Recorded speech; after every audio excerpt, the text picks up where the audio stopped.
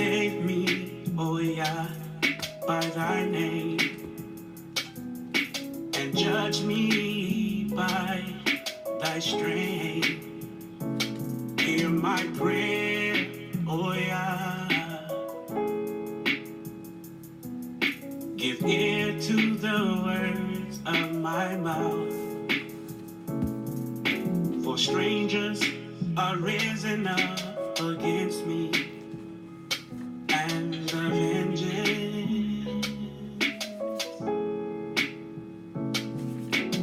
he shall wash his feet in the blood of the wicked, so that a man shall say, verily there's a reward for the righteousness.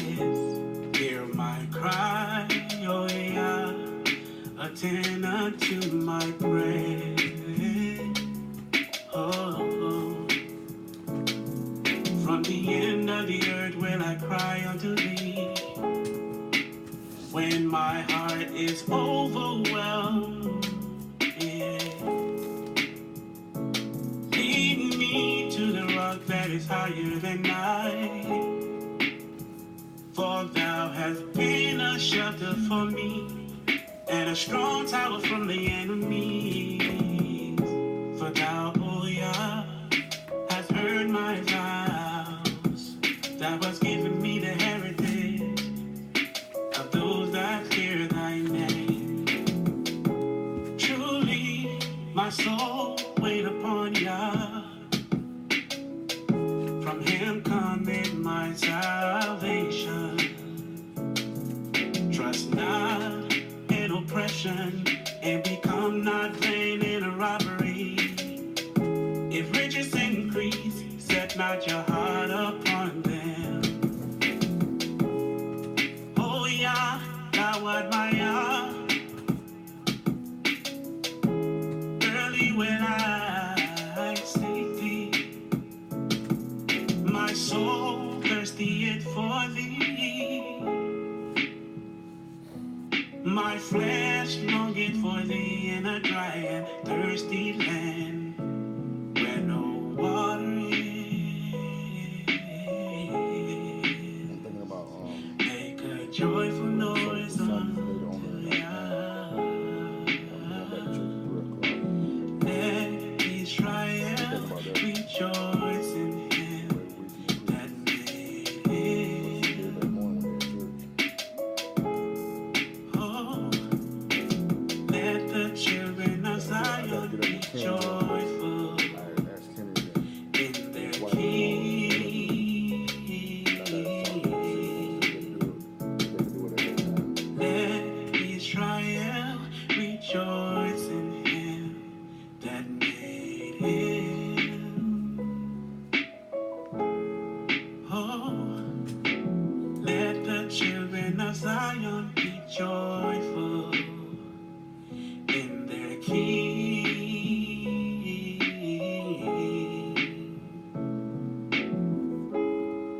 Shabbat Shalom, Facebook fam. Shabbat Shalom to all my people out on YouTube. I'd like to welcome each and every one of you to week 30 of the transformation of the so-called black man, of the so-called African American man. This afternoon, we'd like to give all praise and honor to Ahaya Bah Hashem Yeshaya, Ruach. And for those of you not familiar with the Hebrew, that is all praise unto the Most High and name of Christ, as well as the Holy Spirit. Once again, we'd like to welcome each and every one of you to week 30 of the transformation of the so-called black man, of the so-called African American man from the tribe of Judah, from the nation of Israel. We'd like to welcome each and every one of you and thank you for your time. We know you could have been anywhere in the world, but due to you decided to take time to join us this morning, we do not take your time for granted. We pray and hope that you've had a wonderful Sabbath so far. Pray and hope that all is well with you and your families. And pray that you've entered this Sabbath this afternoon with an open mind, with an open heart, and a willing spirit to receive what thus says the Most High this afternoon. We know that it's been a trying week. We've had to deal with some things with the people. A lot of people have been upset and disappointed by some things, and whatever the case may be, we're definitely not going to use the Sabbath to go into those things. But I do know that a lot of people are frustrated. A lot of people are to the point where they're on the verge of doing some things in which they could have never saw themselves doing. And as I stated to many people the last few days that expressed to me that they've been angry and whatever the case may be, I said to them, there's no need to be angry if we're not going to use that anger for the right reasons. Matter of fact, D, just for the sake of it, let me get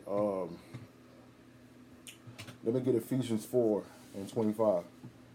Let me get that. Ephesians 4:26 right quick. Just address that, and then we're gonna move straight into the lesson, because there's some more vital things that we need to be talking about this morning, other than the same old rhetoric that we understand that is going on, that's going to continue to go on until we leave Babylon. And I think that a lot of our people are continuously moved and upset by things.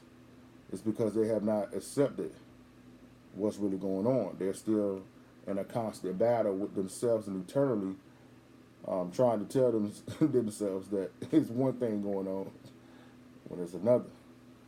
So let's just address this anger thing right quick. Let me get Ephesians 4:26. Be ye angry and sin not. Read that again for him. He says what? Be ye angry and sin not. So it's no issue with the Most High, ladies and gentlemen, with being angry. But the problem is once you're angry, if that anger leads to sin, that's when you have a problem. That's when the Most High has an issue. You understand? So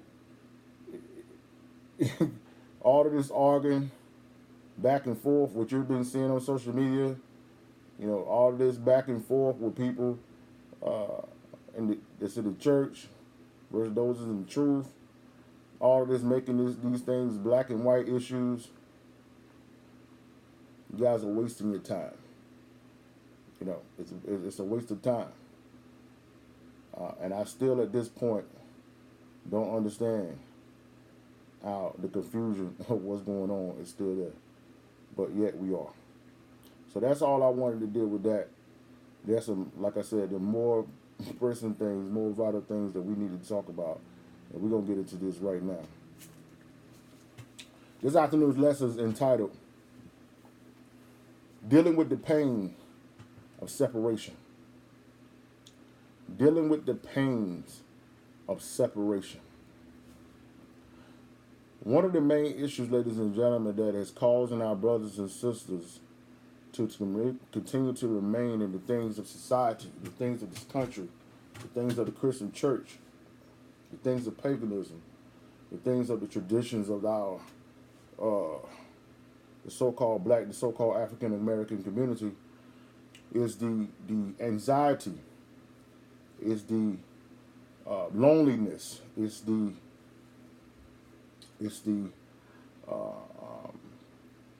feeling of being ostracized and alone is what is keeping a lot of our people, you understand, involved in things in which they know that it's time to move on. You understand? And so a lot of people right now are compromising their integrity. They're compromising their souls. They're compromising their families.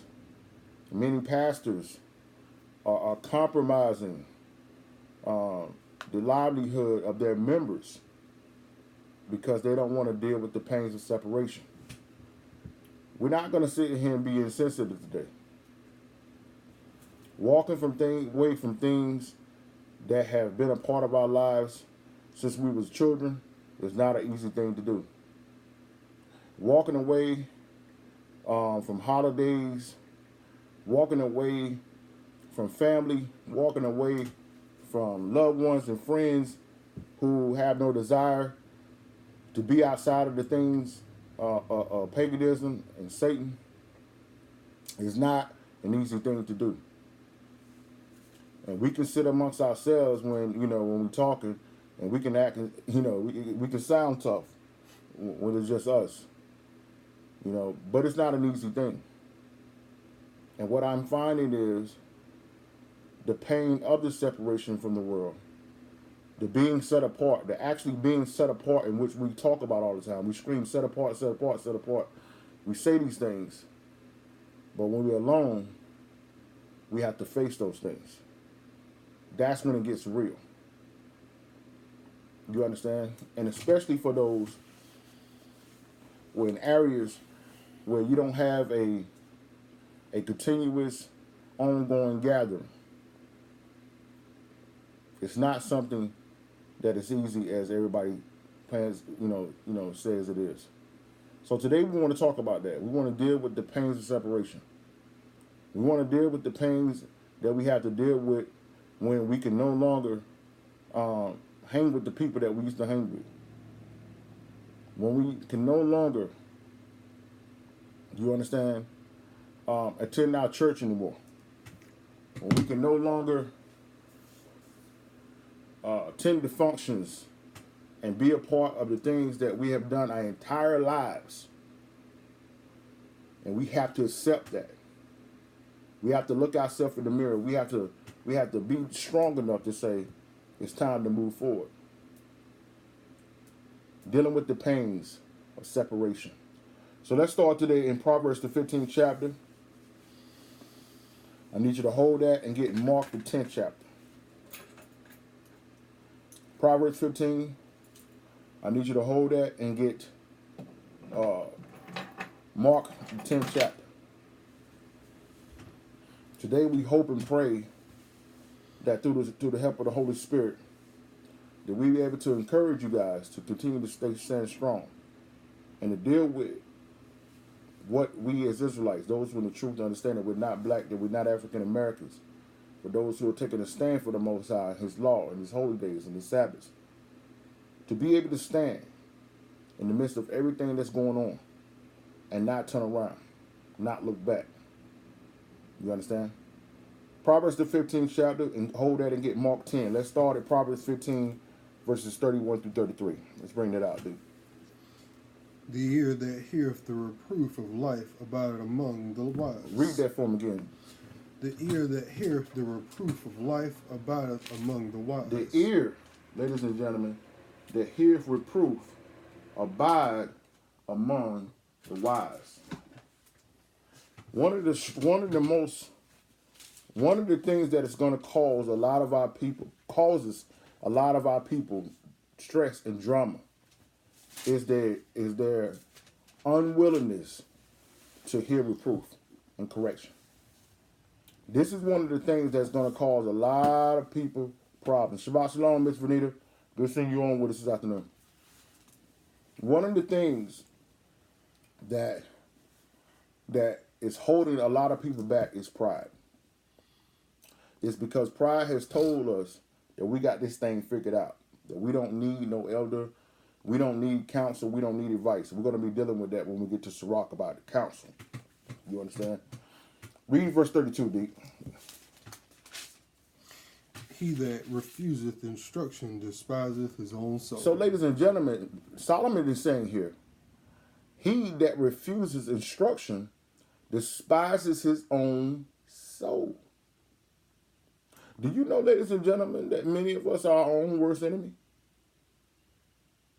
It ain't other people. It's us.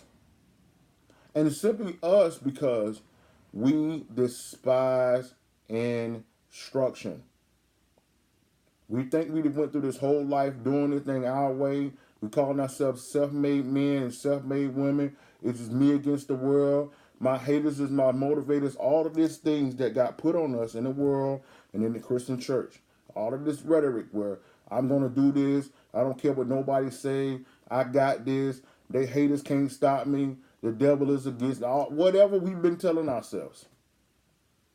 But now understanding that some of that pain when I got real, didn't we could take something back on. I didn't want the sound of it, but we're going to rock with that. Soon as we got to really is trying to establish a real relationship with the Most High, we started realizing that our mindset, our perspective, and our perception, it was completely flawed. You understand? And it's not going to be until we accept those things, that we get a full understanding of those things, is that we're going to be able to actually get some relief and some peace. You understand? A lot of our problems, a lot of our storms, ladies and gentlemen, are self-inflicted storms. So read that again. Dickie says what? He that refuseth instruction despiseth his own soul. Mm-hmm. But he that heareth reproof getteth understanding. So the Bible is telling us here, when you refuse instruction, you are hurting yourself. But the one who receives and hears the correction is the one that get understanding.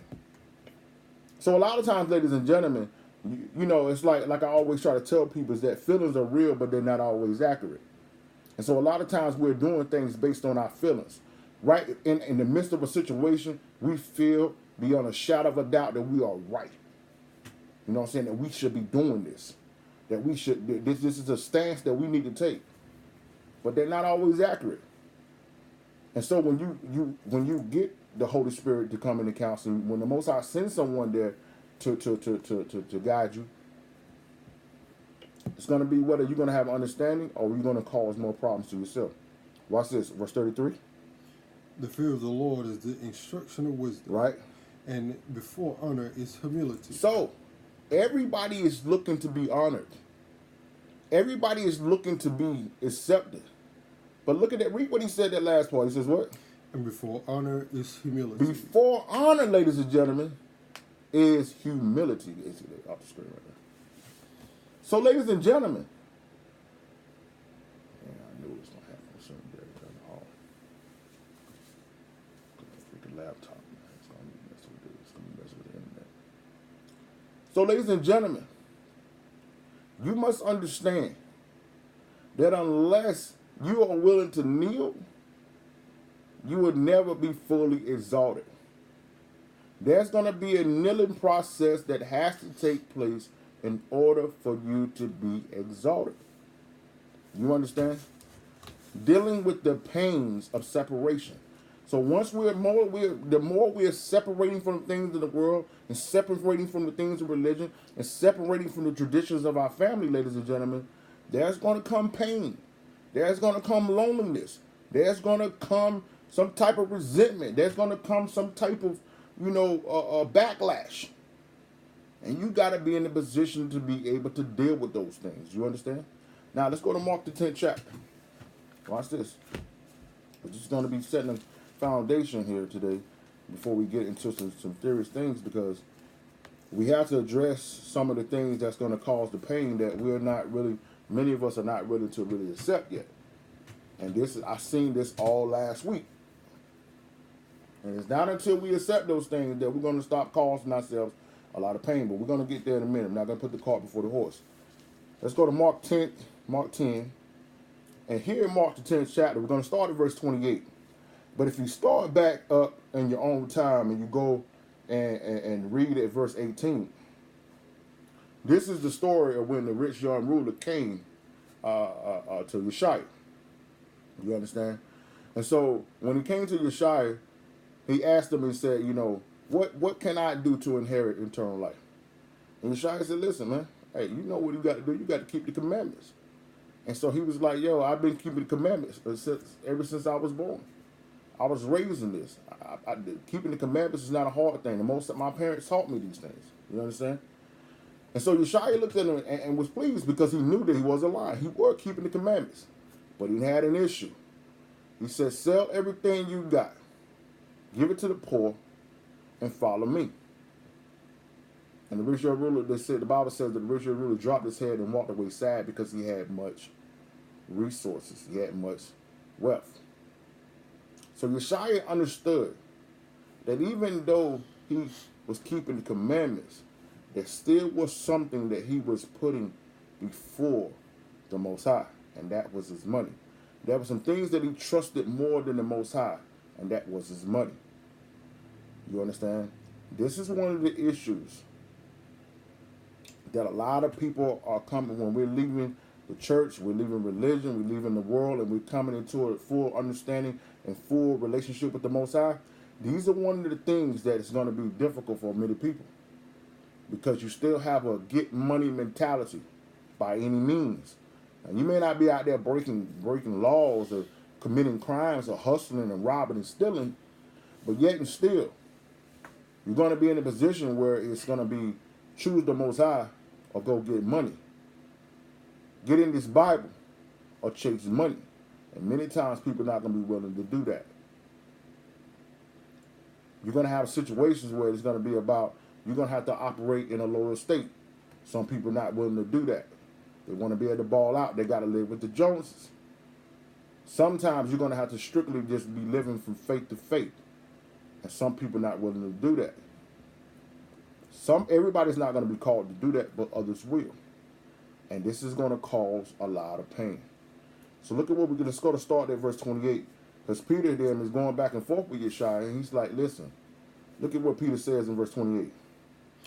Then Peter began to say unto him, Lo, we have left all and have followed thee. So Peter was like, look, man, I had a thriving business, man. I was on. You got me out here running for my life. You got me, you understand? And you telling me that I still may not make it because I want to get money. And look at what Hamashiach answered this word. Look at what he said in verse 29. And Yeshua answered and said, Verily I say unto you, there is no man that has left house, or brethren, or sisters, or father, or mother, or wife, or children, or lands for my sake. For what? For my sake, and the gospel. And the gospel.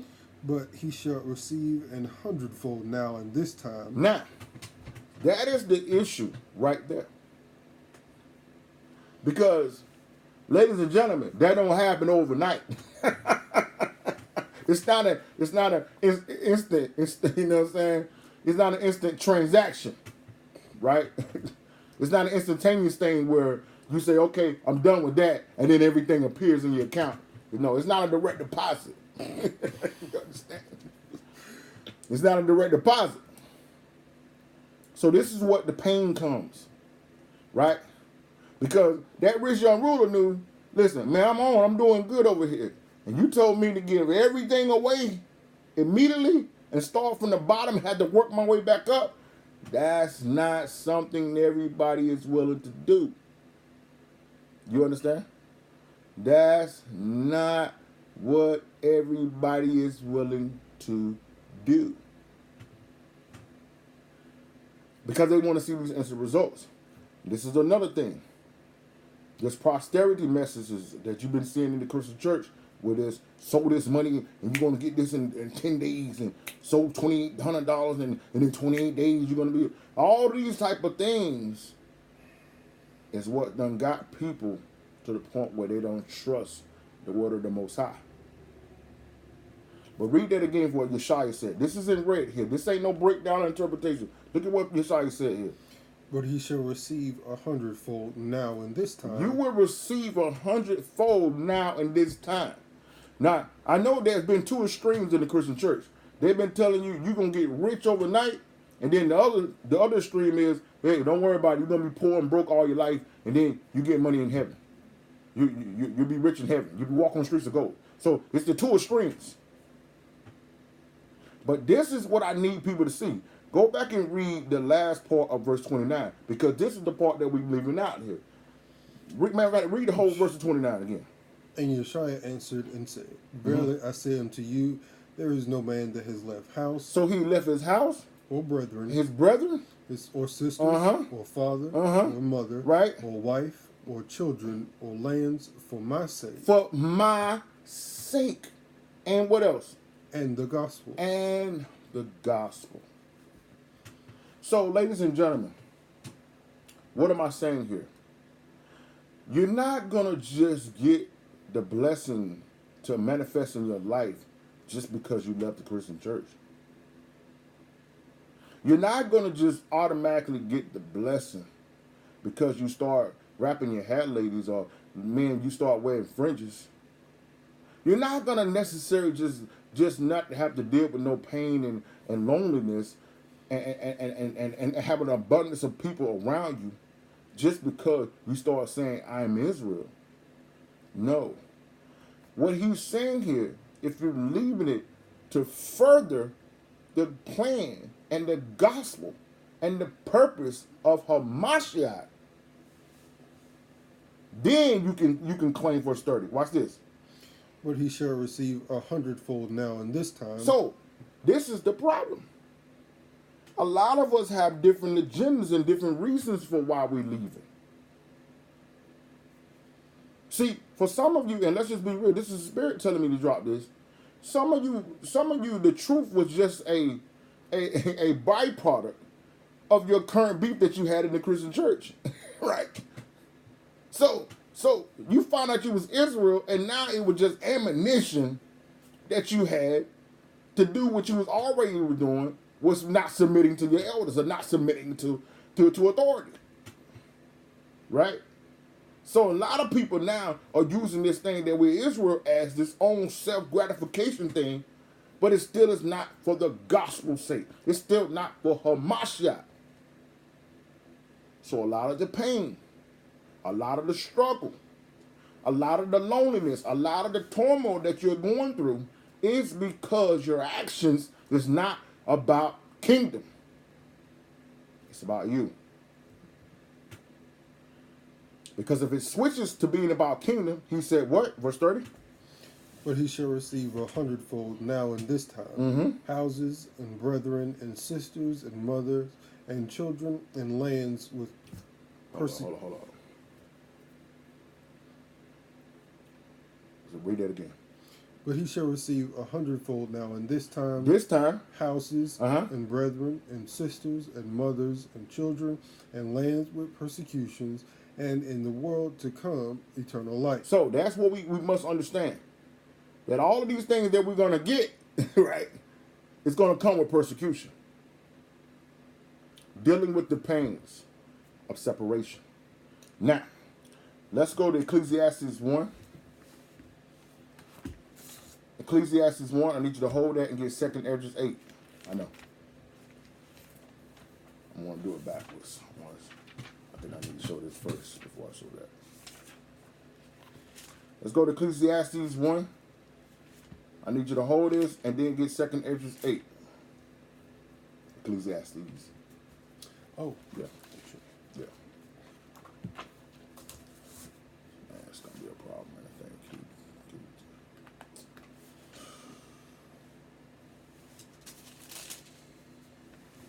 Ecclesiastes 1.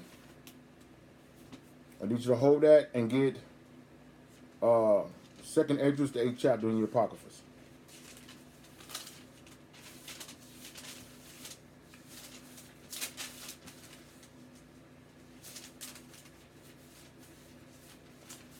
Ecclesiastes 1, we're going to look at verses 16 through 18 there.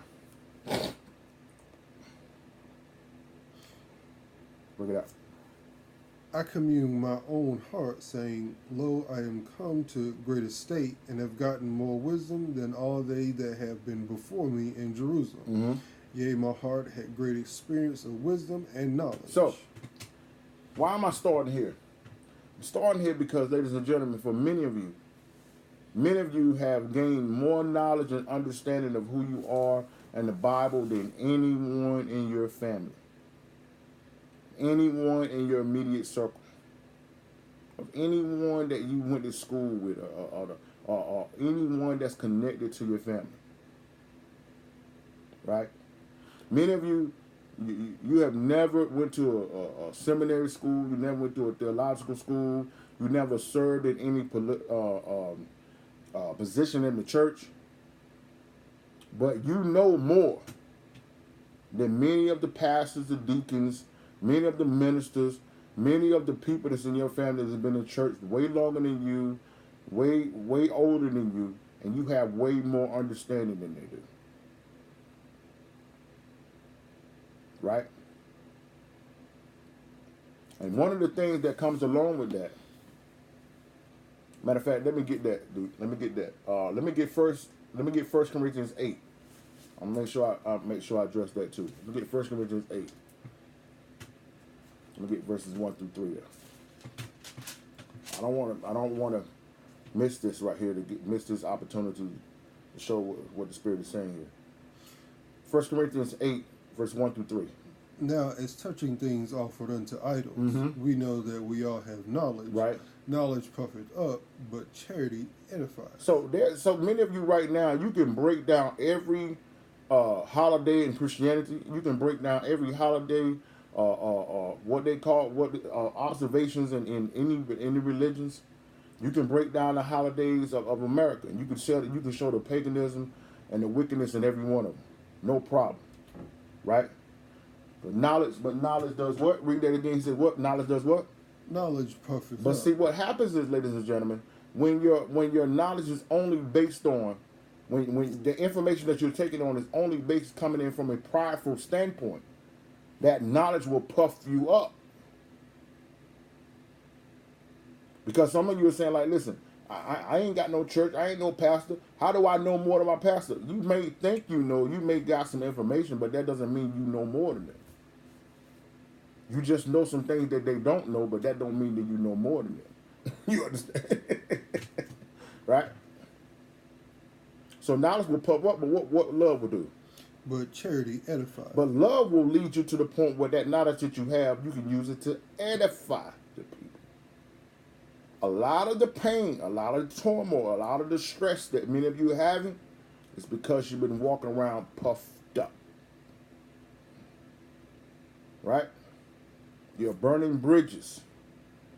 Right? You're isolating yourself. Okay? It's like every family gathering, you breaking down the menu to the lowest degree. You breaking down the ingredients. You breaking down the box, the chemicals, the preservatives and additives. You breaking all down, and people can't even come and enjoy a meal. But love edifies. Verse 2. And if any man think that he know of anything, he know of nothing. So Paul said, man, if a man think he knows something, he really don't know nothing. Because if you really knew what this was about, you wouldn't be treating the people around you the way that you do. You wouldn't be using your social media for the manner in which you do. You would be using your light, you know what I'm saying, as light in the darkness, not to set people on fire. You understand? You'll be using your words as a sword to cut sin off, not to stab. You understand? Verse 3. But if any man love God, But if any man love the Most High, the same is known of him. so, but see, that's what it all boils down to, ladies and gentlemen. This is what it all boils down to. When they say your name, what do you want? Man, it's not a problem. I apologize, ladies and gentlemen, for the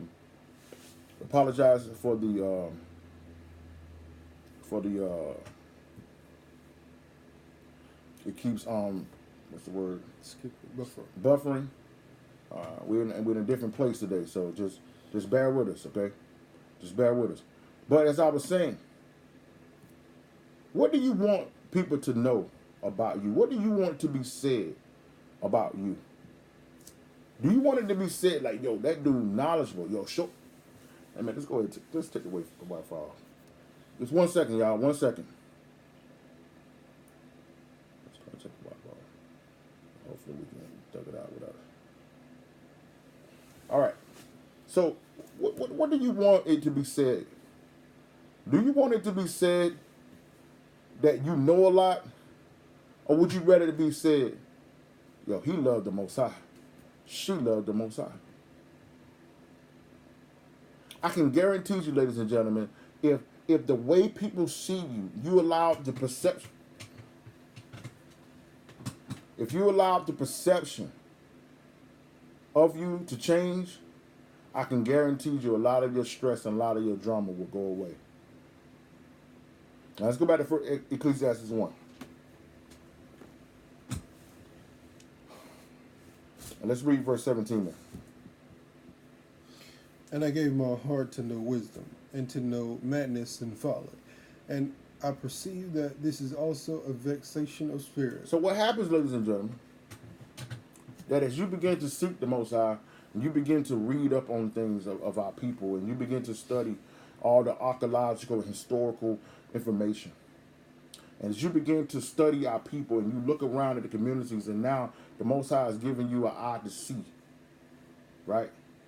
What happens is, you don't only just take on the wisdom of the Most High, but you've been able to recognize the wickedness, and you've been able to recognize the evil, and you've been recognize the sadness, and the depravity of our communities.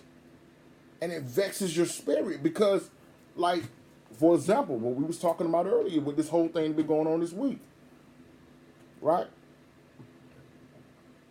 I don't know which one made me more sadder. The verdict or the reaction to the verdict. The stuff that you were seeing, our people doing and saying and arguing and debating about, or the fact of the matter that, this young brother is gone. Because what we have to understand, ladies and gentlemen, is that every time one of us dies, it either brings people to life or it destroys more. And what I'm starting to see, every time these things happen, we're losing more than we're gaining. Because we're getting lost in the struggle.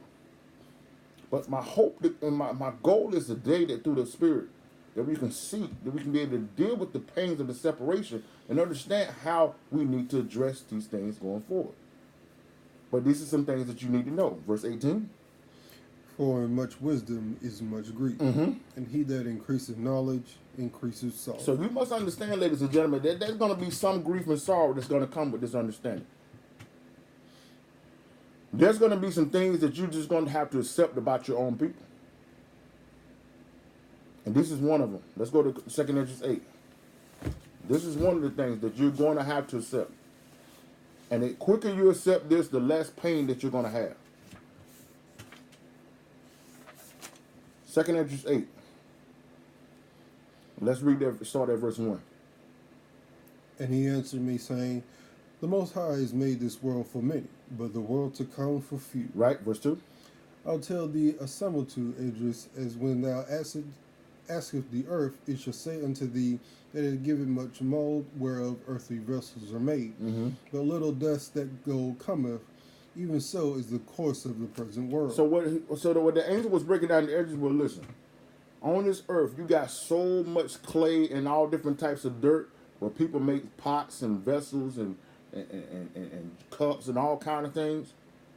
But compared to the amount of dirt and clay that you have versus the gold, the precious thing, it far outweighs the amount of gold that's here. And he said in the same manner, that is the course of this world. You got millions upon billions amount of people here in this world. But there's only a select few of people who is actually serving the Most High. But if you took a survey, right, amongst the people, in all these different religions and all these different places in the world, the majority of them, I can dare say 75 to 85% of the world would say they love God, they love people, and they want to do right by the world. But how many of them are actually doing what the Most High says? That's why he says in verse 3, There be many created. There be many created, but few shall be saved. But few shall be saved. So, ladies and gentlemen, in dealing with the pains of separation, you must go ahead and right now, as quick as possible, accept the fact that a lot of the people that you know personally, a lot of people that you see in your communities, a lot of people that you involved with, and converse with through social media and through your jobs. A lot of people that you see on the television, a lot of people that you ride around and you see in communities, they ain't going to make it.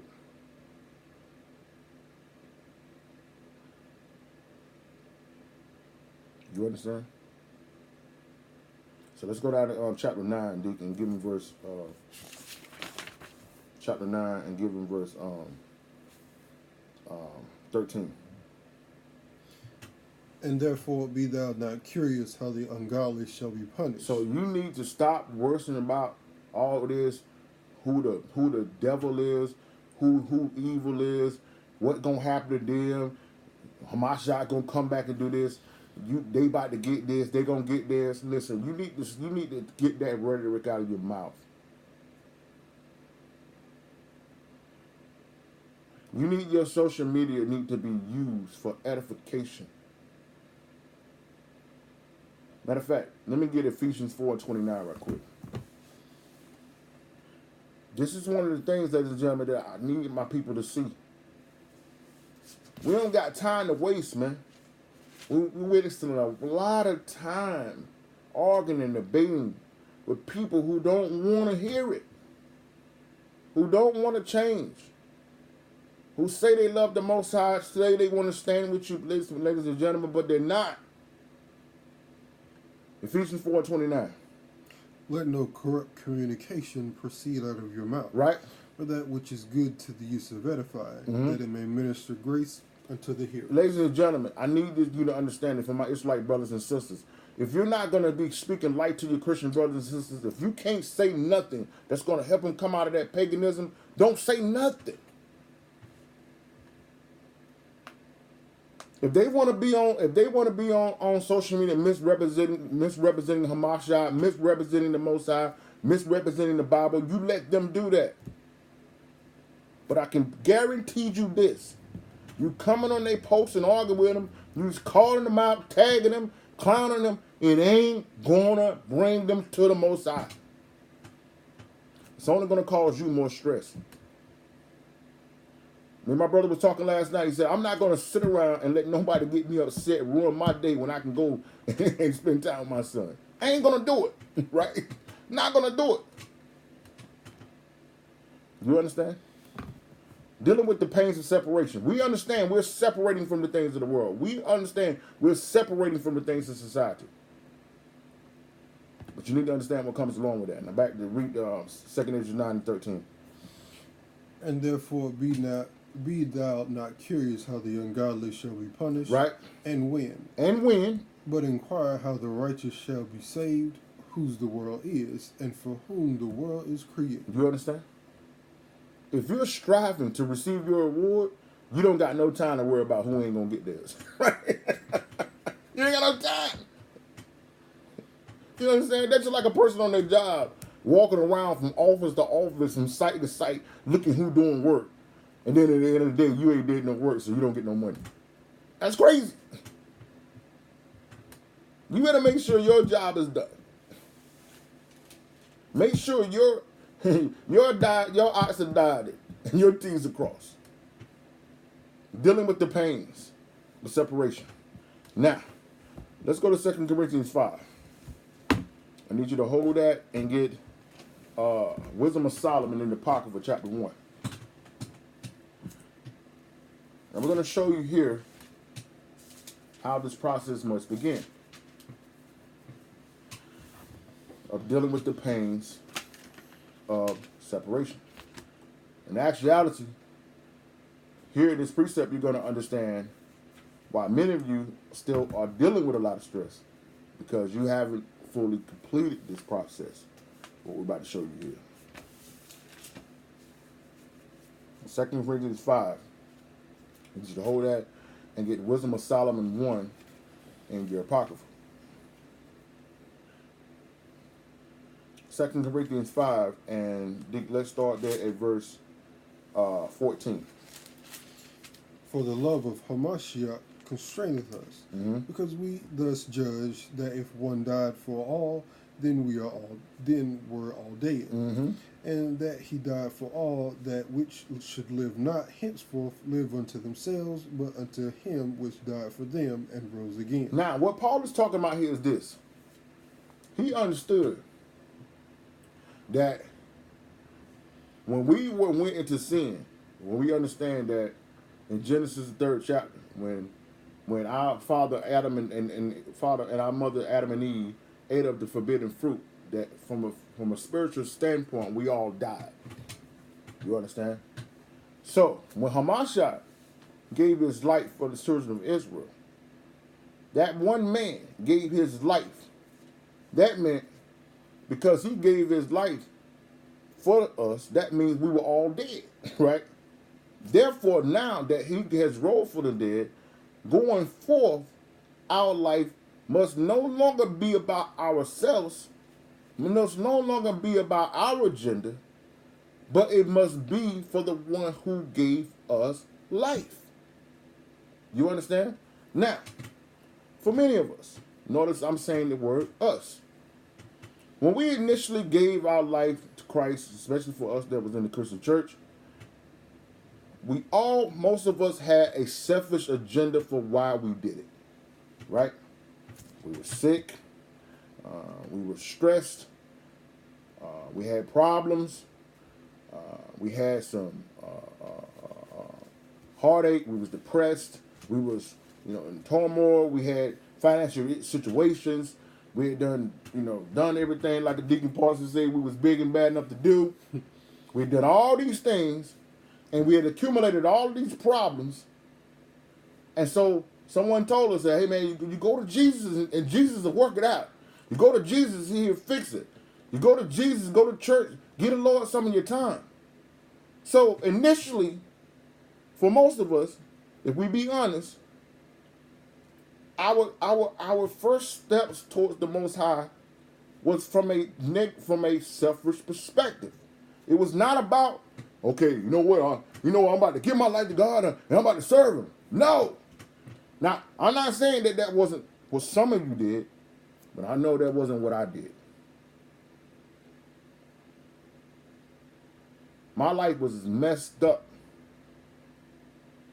I had done all these things, and I was physically, I was spiritually and emotionally wore out.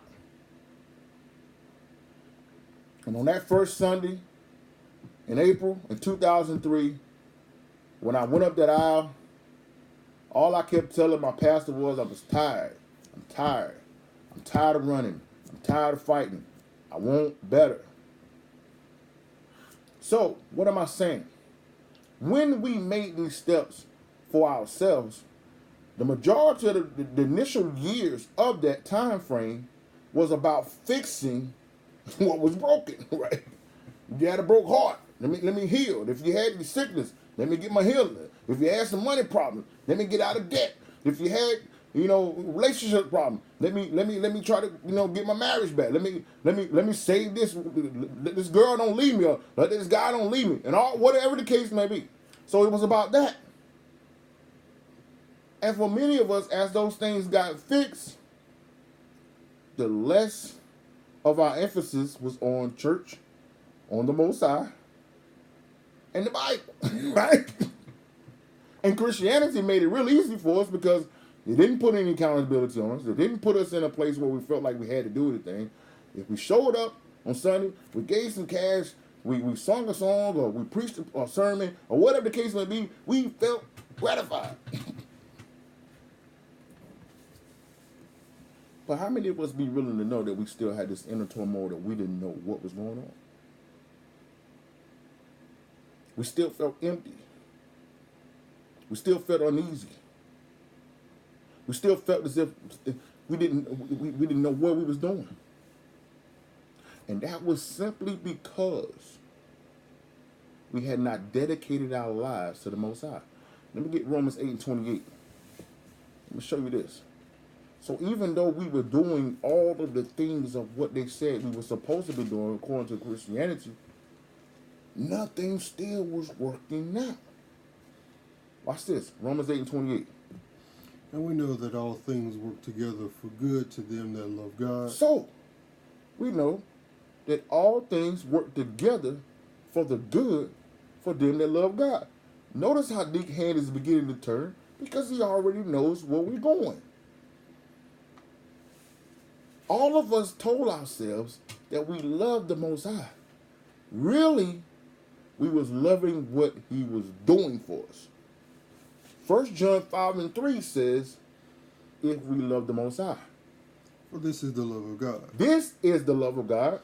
that we keep his commandments. That we do what? Keep his commandments. That we go to church. We keep his commandments. That we attend Sunday school. We keep his commandments. That we pay our tithes. We keep his commandments. That we go and say amen. We keep his commandments. That we say hallelujah. We keep his commandments. That we clap when the preachers tell us to clap. We keep his commandments. That we keep the Most High's commandments.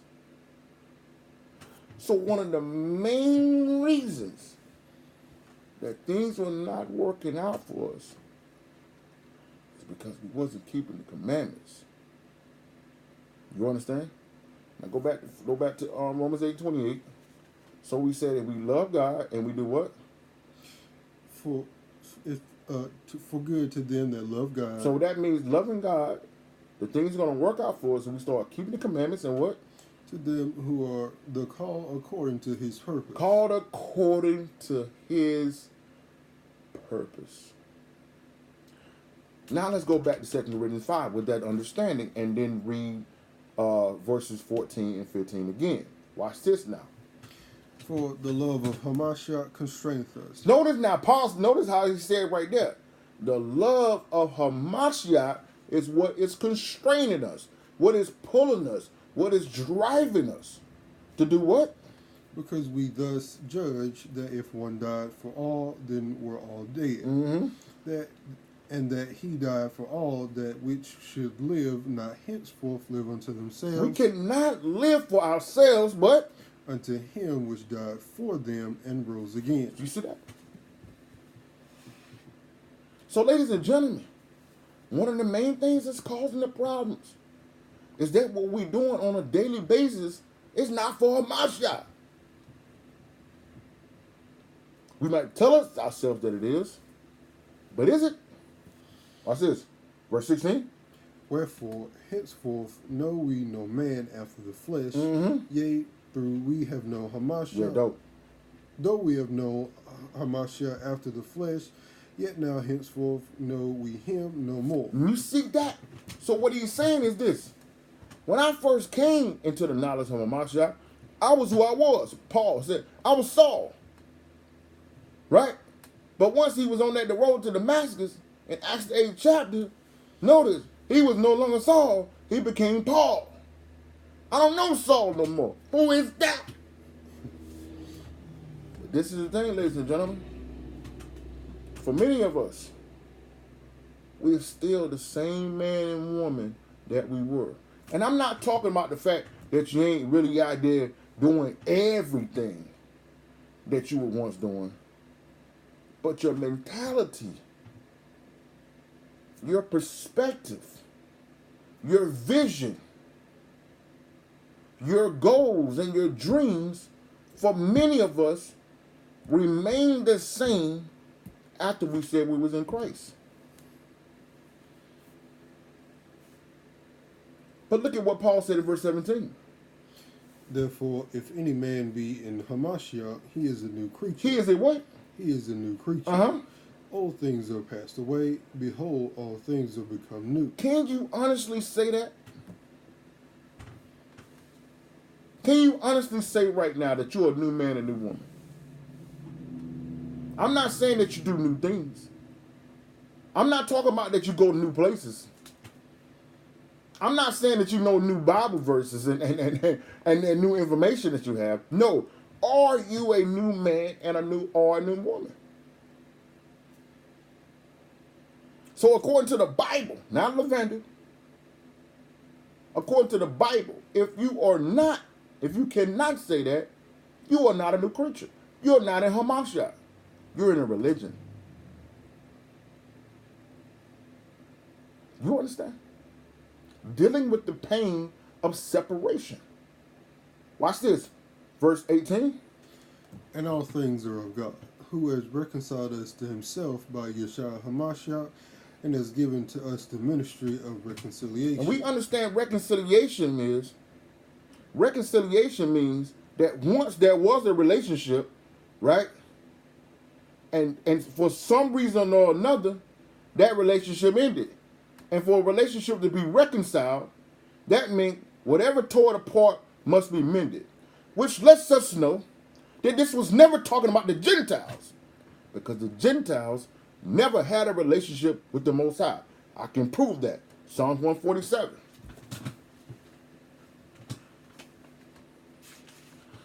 We need to understand this. This is not about throwing rocks. This is just simply about putting things in order here. Psalms 147, verse 19 through 20. He showeth his word unto Jacob. He showed his word unto Jacob. His statutes and his judgments unto Israel. Right. He has not dealt so with any nation. He has not dealt so with any nation. And as far as his judgments, they have not known them. Praise you, the Lord. And as far as their judgments, they have not known them. So you cannot reconcile a relationship that never existed. You understand? But we must also take into consideration, let me get Amos 3. Watch this. Let me get Amos 3, verses 1 through 3. Hear this word that the Lord has spoken against you, O children of Israel. Right? Against the whole family which I brought up from the land of Egypt, saying, Mm-hmm. You only have I known of all the families of the earth. You only have I known from all the families of the earth. Therefore I will punish you for all your iniquities. See that? So the honor of knowing the Most High also comes with stipulations. Shabbat Shalom, Mishpat, good seeing you on with us today. So you must understand, ladies and gentlemen. Now let's go back to 2 Corinthians 5 and verse 18 and read that again with that understanding. And all things are of God, right? Who has reconciled us to himself by Yeshua HaMashiach. Go ahead. And has given to us the ministry of reconciliation. So the ministry of reconciliation is about bringing those who had the relationship initially back into fellowship. But ladies and gentlemen, if we lost our marriage by committing adultery on our husband or our wife, do you actually think that husband or wife bring you back? That you continue to still commit adultery and the relationship will remain? So a lot of the pain that we're dealing with the separation from the Most High is because we have not fully came back to the Most High. We have not fully taken advantage of the ministry of reconciliation. Watch this. Verse 19. To wit, that God was in Hamashiach reconciling the world unto himself. Right. But imputing not imputing their trespasses unto them, and have committed unto us the word of reconciliation. You see that? You see that? So that means we're not held responsible for what we did. But ladies and gentlemen, if we keep doing what we did to destroy the relationship, how can we have the relationship? Look at what he said here, verse 20. Now then, we are ambassadors for Hamashiach. Now, notice this. Okay? An ambassador, ladies and gentlemen, notice that an ambassador never dwells in his home country. An ambassador always dwells in a foreign land. Right? An ambassador goes into a foreign land and sets up what you call an embassy. On that land in which the embassy is located, it is as if you're in your home country. The laws of your home country, the ways and traditions of your home country, the standard of your home country. It what goes forth. And while you're in that foreign land, the ambassador's responsibility is to spread the agenda of his home country. You see, one of the problems, ladies and gentlemen, with our people is that we've been awakening is you don't want to take on the responsibility as an ambassador. Everybody's talking about, we're ready to get out of here. I'm ready for the Most High to come back and destroy Babylon.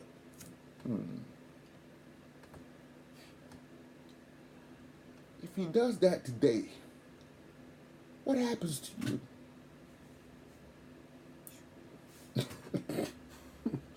Matter of fact, if he does that next week, what's going to happen to you today? So, a lot of times we spend our time talking about things that we're really not ready for. This is why we started over in Mark the 10th chapter, because that separation has to be for Hamashiach's sake and the gospel. And Paul is telling us here that we must now be ambassadors. But ladies and gentlemen, the ambassador right now for America, the ambassador for America that's in China right now, ain't over there in the streets protesting, popping off, right? You understand? The ambassador for America that's living in London right now, it ain't over there flexing. He's carrying out the work. The ambassador right now that's for Iran, that's in Tehran right now. You think he over there in the streets tomorrow? I can't wait till America bomb it. We gonna take this down. No. So why is Israel doing that right now in America? You understand? You don't know what your responsibility is. You don't know what your job is. And because of that, we're causing so much unnecessary stress. You allow TV and social media to tell you when you're supposed to be mad. You understand? You think the ambassador for America that's in any country is concerned with what's going on in that country? He's not. He's not. You think he's worried about the status of the economy in that country? He's not. He's doing the work that he was sent there to do. And ladies and gentlemen, until we begin to do the work that the Most High sent us to do while we're here, you will continue to be stressed. You will continue to be angry. You will continue to be bitter. You will continue to be upset. You will continue to argue. You will continue to be sleepless nights. Dealing with the pains of separation. Watch this. Read the rest of that verse 20. It says what? Now then, we are ambassadors for Hamashiach. As though God did beseech you by us, we pray you in Hamashiach's seed, be ye reconciled unto God. Mm-hmm. For he has made him to be sin for us who knew no sin, that we might be made the righteousness of God in him. You see that? Dealing with the pains of separation. Now, let's go to Wisdom of Solomon. In the Apocryphals. Wisdom of Solomon.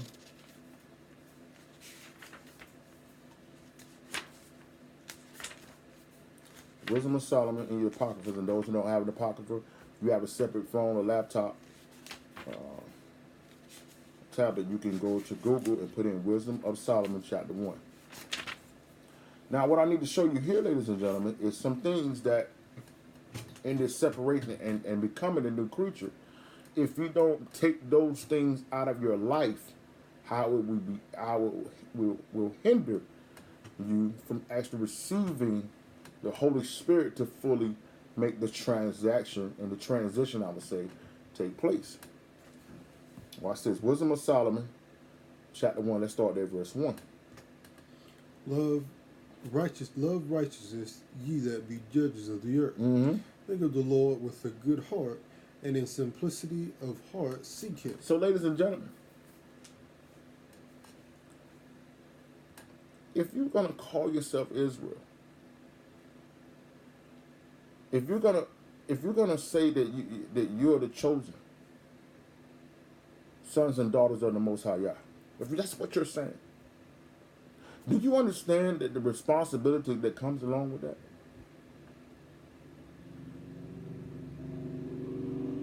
This ain't about chest bumps and shalom. You know what I'm saying? It's so much more than that. Read that again, Dickie. Says what? Love righteousness. Love righteousness. Ye that be judges of the earth. Right. Think of the Lord with a good heart. Right. And in simplicity of heart seek him. So that's, you gotta love righteousness. I don't understand. I don't understand how people that saying they're Israel just celebrate madness. I mean, there's sometimes I'm going down my news feed. Sometimes I have to scroll back up to look at the name again. Because sometimes I be wondering, like, I thought I just saw Israel in the name. And I'm looking at the post and I'm like, what? And then something happens. Someone gets shot, some type of repression or thing happens, and then all of a sudden this person turns into a scholar.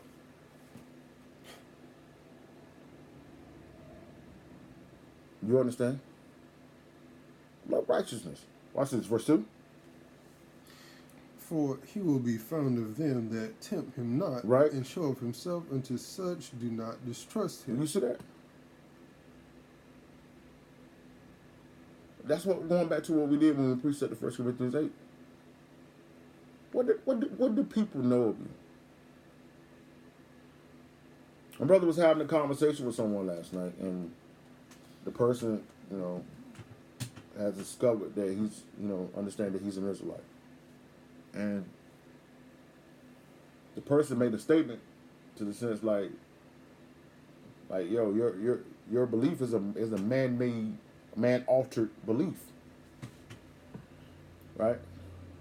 And the person began to, say all type of things which the term Black Hebrew Israelite, which we know as madness, represents.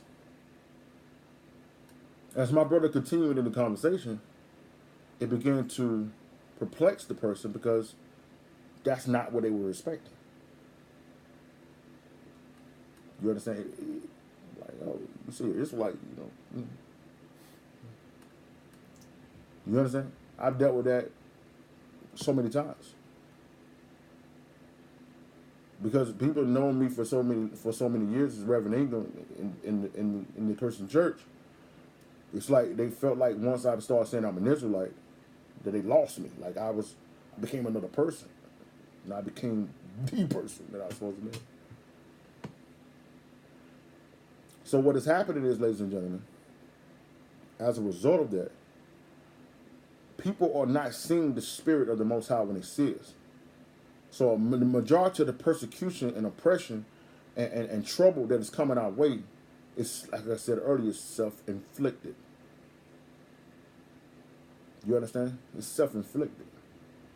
Do you know how many times I had Gentiles walk up and grab the fringes on my shirt? Like, wow. Oh, I love your shirts. And I just looked down at them. I was like, thank you. Shalom. But with most people, when they see fringes, what do they think? Oh my God, run. It's going to say I'm the devil. I don't have these problems that people have. You understand? Watch this. Verse 3. For froward thoughts separate from God. Read that again. For froward thoughts separate from God. Mm-hmm. And his power, when it is tried, reproves the unwise. So the way you're thinking, ladies and gentlemen, what's on your mind is going to either bring you to the Most High or it will separate you from the Most High. But let me show you something. Let me get Proverbs 16. And I think it's verse 4 when it says, commit thy thoughts, commit thy ways to the Lord. This is one of the things I need people to see. I think it's verse 4, Proverbs 16, verse 4. Or verse 3. Commit thy 3. Okay, Proverbs 16 and 3. Watch this. Commit thy works unto the Lord. So when you commit thy works to the Most High, go ahead. And thy thoughts shall be established. Then your thoughts will be established. But ladies and gentlemen, what are you doing all day? What are you looking at all day? Who are you following on social media? The real reason why many of you are angry all the time is because you're only following people who will speak and will speak and influence and fertilize that anger that's already inside of you. So that's why when you see the news, when you watch the news, you're sitting there mad. That's just like me. That's just like me looking at the news Sunday. Let me look at the news at night, and it tells me it's going to rain, right? Mm-hmm. And then I wake up in the morning, and I didn't get no umbrella. I didn't dress appropriately, and I'm mad all day because it rained. If I already knew that it was going to rain, why am I upset about it? What am I saying? If you know you're in captivity and you understand what's going on and this is Jacob's trouble, why are you mad? The majority of the people who are still angry and upset and in this constant turmoil is the people who still thinking that you went into slavery because of the white man. You think that the white man is the reason why these things are happening and not you. Not your ancestors. So that's why every time these things happens, you're sitting around and not understanding this is Jacob's trouble. That's why Mashiach says, he who endures to the end shall be saved. Read that again. He says what? Verse 3. He says what? Yeah, wisdom is out. For forward thoughts separate from God. So your forward thoughts is what's separating you from the Most High, but your thoughts of forward is because what you got constantly towards your eye gate, in front of your eye gates. It's who you talking to. It said iron sharpen iron, right? Mm-hmm. But you're not speaking to iron.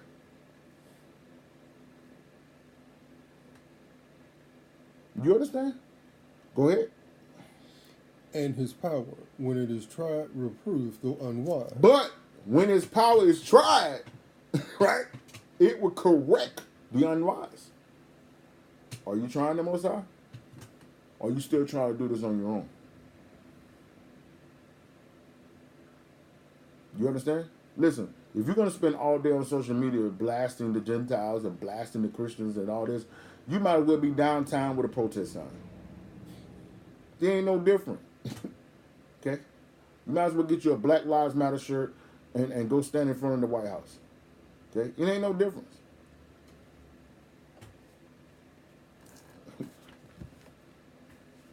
Verse 4.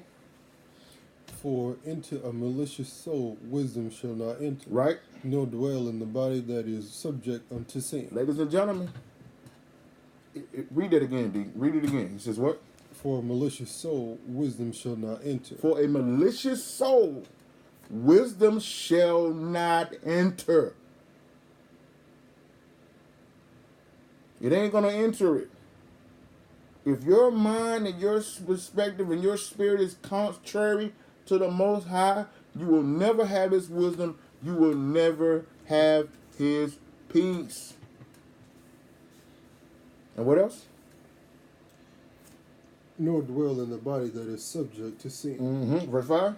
For the Holy Spirit of discipline will flee deceit and remove from thoughts that are without understanding and will not abide when unrighteousness cometh in. You gotta understand, ladies and gentlemen. You have a choice to make. Separation, ladies and gentlemen, is just not about the Sabbath. It's more than that. You know, some of us done tricked ourselves into believing just because we went from Sunday worship to the Sabbath, we straight. What are you doing Monday through Friday, though? Right? What are you doing on Sunday? What are you doing when the sun go down on Saturday?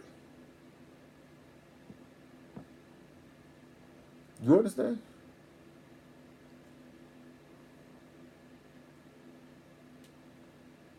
He said, I will keep you in perfect peace. Matter of fact, let me get that, D. Let me get that Isaiah 26, verse 3. It got me all around today. Let me get that Isaiah 26, verse 3 and 4. I will keep him in perfect peace. I will keep you in perfect peace. Whose mind is stayed on thee. Nah, the one that just come through on the Sabbath. Whose mind is stayed on thee. Uh-huh. Because he trusted in thee. Because what? Because he trusted in thee. Mm-hmm. Trust in the Lord forever, for in the Lord a higher is everlasting strength. Read that again. Trust in the Lord forever. Trust in the Lord forever. For in the Lord a higher is everlasting strength. I know. I know. You see that? Now, let's go to Micah, the 7th chapter. Now we're gonna have to get into some hard stuff. Let's go to Micah, the 7th chapter. Let's speed this up a little bit too. Let's go to Micah 7. We're talking about dealing with the pains of separation.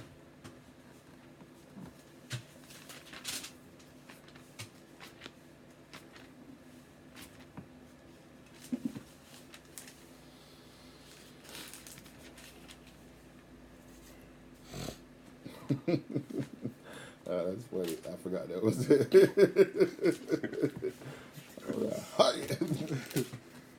Listen, that sound like that pizza we got. Let's go to Micah the 7th chapter. This right here, we you know, kind of been dealing with it somewhat, but now we got to really stress this thing now. We got to really get some understanding of what we're talking about here today, dealing with the pains of separation. And we've been trying to, you know, walking easy with it, but now I need y'all to see this, because until you get these understandings of the next two precepts that we're dealing with, it's going to cause you a lot of unnecessary stress. Let's go to Micah 7. Let's start at verse 1.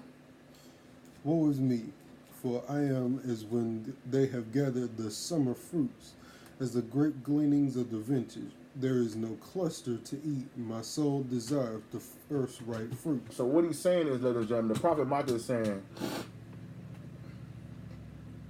the place that I'm in right now, I'm that guy that done came to the field. My soul is starving. I need refreshments. I need nourishment.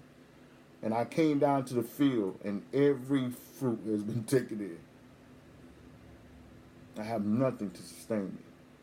He's talking about from a spiritual perspective. I have nowhere to go. I can't turn to no one. My soul, read that last part what he said. He says what? There is no cluster to eat. My soul desires the first ripe fruit. My soul desires the first ripe fruit. I can go find some products, some spoiled stuff. I can go find something watered down. I can probably go find some GMOs.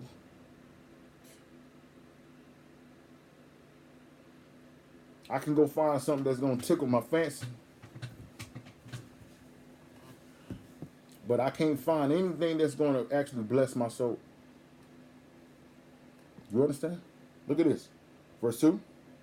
The good man is perished out of the earth. The good man, ladies and gentlemen, is perished off of earth. Listen. Do you understand that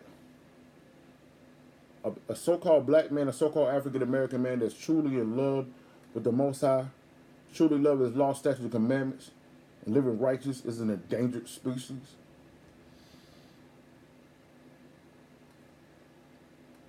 You'll find plenty of them with church suits on.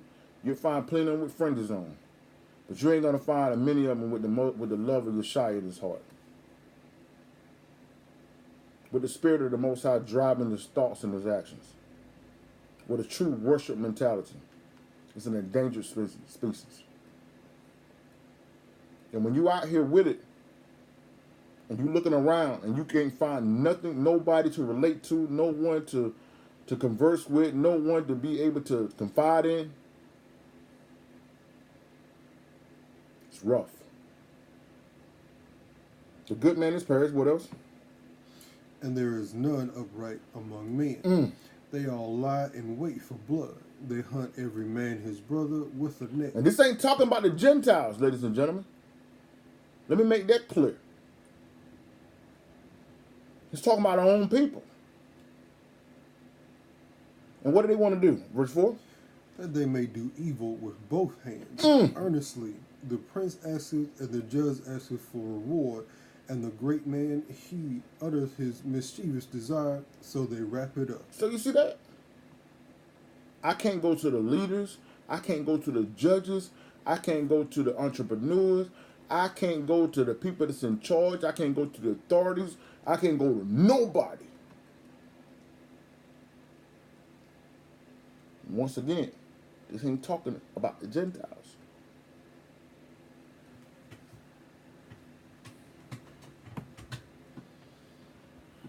This is the pains of separation. Watch this. Verse 4. The best of them is a briar. The most upright is sharper than a thorn head. So it doesn't make a difference. You're gonna have to pay. You're gonna have to bleed. You're gonna have to have some type of uncomfortableness dealing with people. The ones that they say are the best ones. It's still gonna be a con job.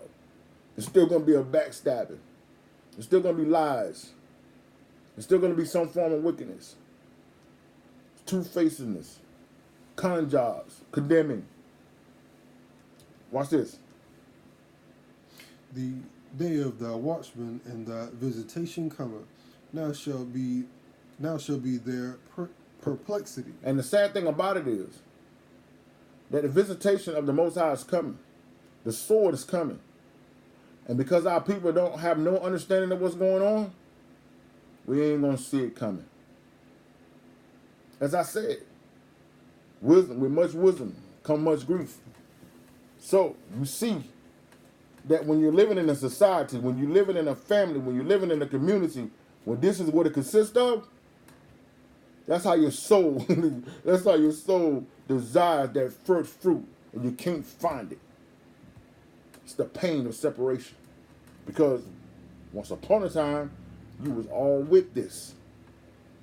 So there was no problem, right? It was all good. But this is the pain that comes along with the separation. Because now, you don't want to be a part of these things no more. Now, you want to do the things of the Most High, and you find yourself walking alone. Let us get that right quick, though. Let me get that Matthew 7. Look at what Yeshua said, Matthew 7.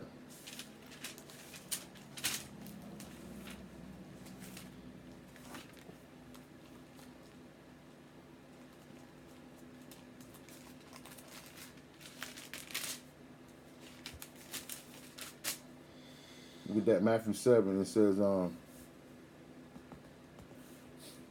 verse 13, 14. Enter ye in at the straight gate, for wide is the gate and broad is the way that leadeth to destruction. And many there be which go in thereat. So if you want to go to destruction, if you want to go contrary to the Most High, you're going to find everybody there. Okay? You don't have to worry about being alone when you're headed to destruction. Everybody's there and it's popping.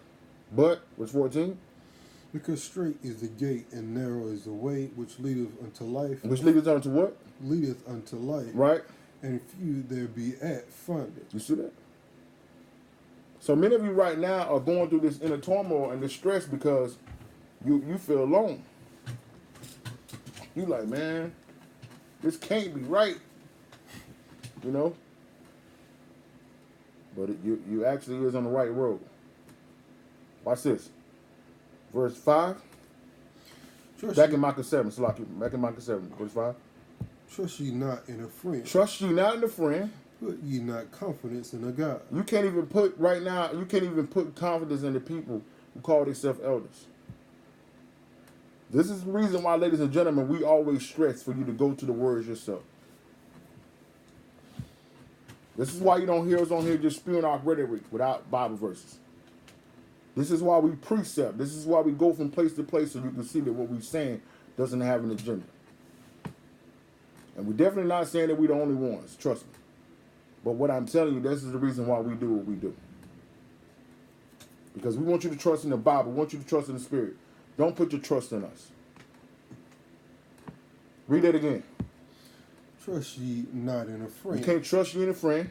Put ye not confidence in a God. Mm-hmm. Keep the doors of thy mouth from her that lieth in thy bosom. And ladies and gentlemen, I know this is a tough truth, but it's the real reality of the world that we live in right now. Some of you right now, you have given your all to a man and a woman that told you they're going to do everything for you. They're going to be there for you. They're going to always walk through this life with you. I'm telling you, be careful.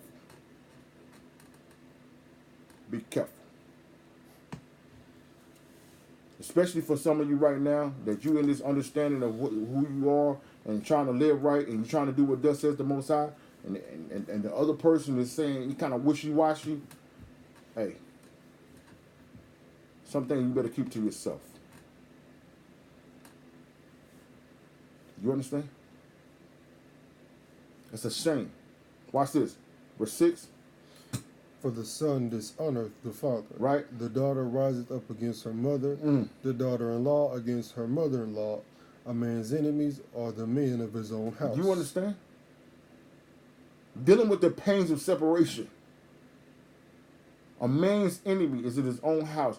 Listen, some of you right now, the ones who are trying to take you down, they ain't people that you don't know. It's the ones that you do know. Some of the people that done broke your heart, that done caused you the most pains, are the ones who told you over and over that they love you. You understand? And it's only because you're trying to separate and follow the Spirit is that you're dealing with this. But look at what he said, verse 7. Therefore I will look unto the Lord. You said what? Read that again. Therefore I will look unto the Lord. No, I'm going to give up. I will look unto the Lord. No, I'm going to get angry and be bitter. I will look unto the Lord. Right? I will wait for the God of my salvation. My God will hear me. That's what you got to do, ladies and gentlemen. I don't know your story. I don't know what you're having to deal with. I don't know what you're facing. But this is what your answer and your response need to be. Number 7, read verse 7 again. Therefore I will look unto the Lord. Right? I will wait for the God of my salvation. Right? My God will hear me. My God will hear me. Verse 8. Rejoice not against me, O my enemy. Right? When I fall, I shall rise. Oh, I'm going to rise. When I sit in darkness, the Lord shall be a light unto me. You see that? It's a dark place right now. Some of you in a dark, dark place. But Hamashiach will be your light. You understand? Look at what he said, verse 9. I will bear the indignation of the Lord. I'm going to bear it because why? I have sinned against him. And that's where I needed it to get to. Where we are as a people, what we're dealing with, ladies and gentlemen, is because of our sins. And the quicker you accept that, you won't be caught up in this blame game. Woe is me. Notice, he started woe is me, but look at what he said now. Read it again, verse 9. I will bear the indignation of the Lord, right? Because I have sinned against him, right? Until he plead my cause and execute judgment for me, right? He will bring me forth to the light. I shall behold his righteousness. I shall behold his righteousness. Dealing with the pains of separation. Now, let's go to 1 Maccabees in the Apocalypse.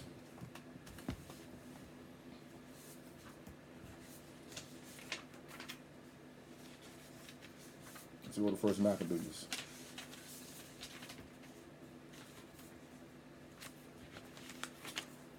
Another aspect of stress and turmoil that we're seeing going amongst our people. As I stated, we saw a lot of it last week. We have seen it in all since what they call the civil rights movement. We're going to talk about that in a minute. So, ladies and gentlemen, this is one of the things that I wanted to go to and show you today, because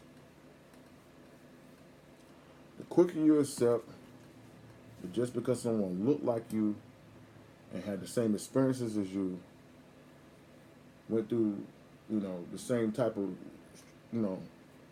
upbringing as you, that don't mean they're gonna serve the Most High and honor Him like you.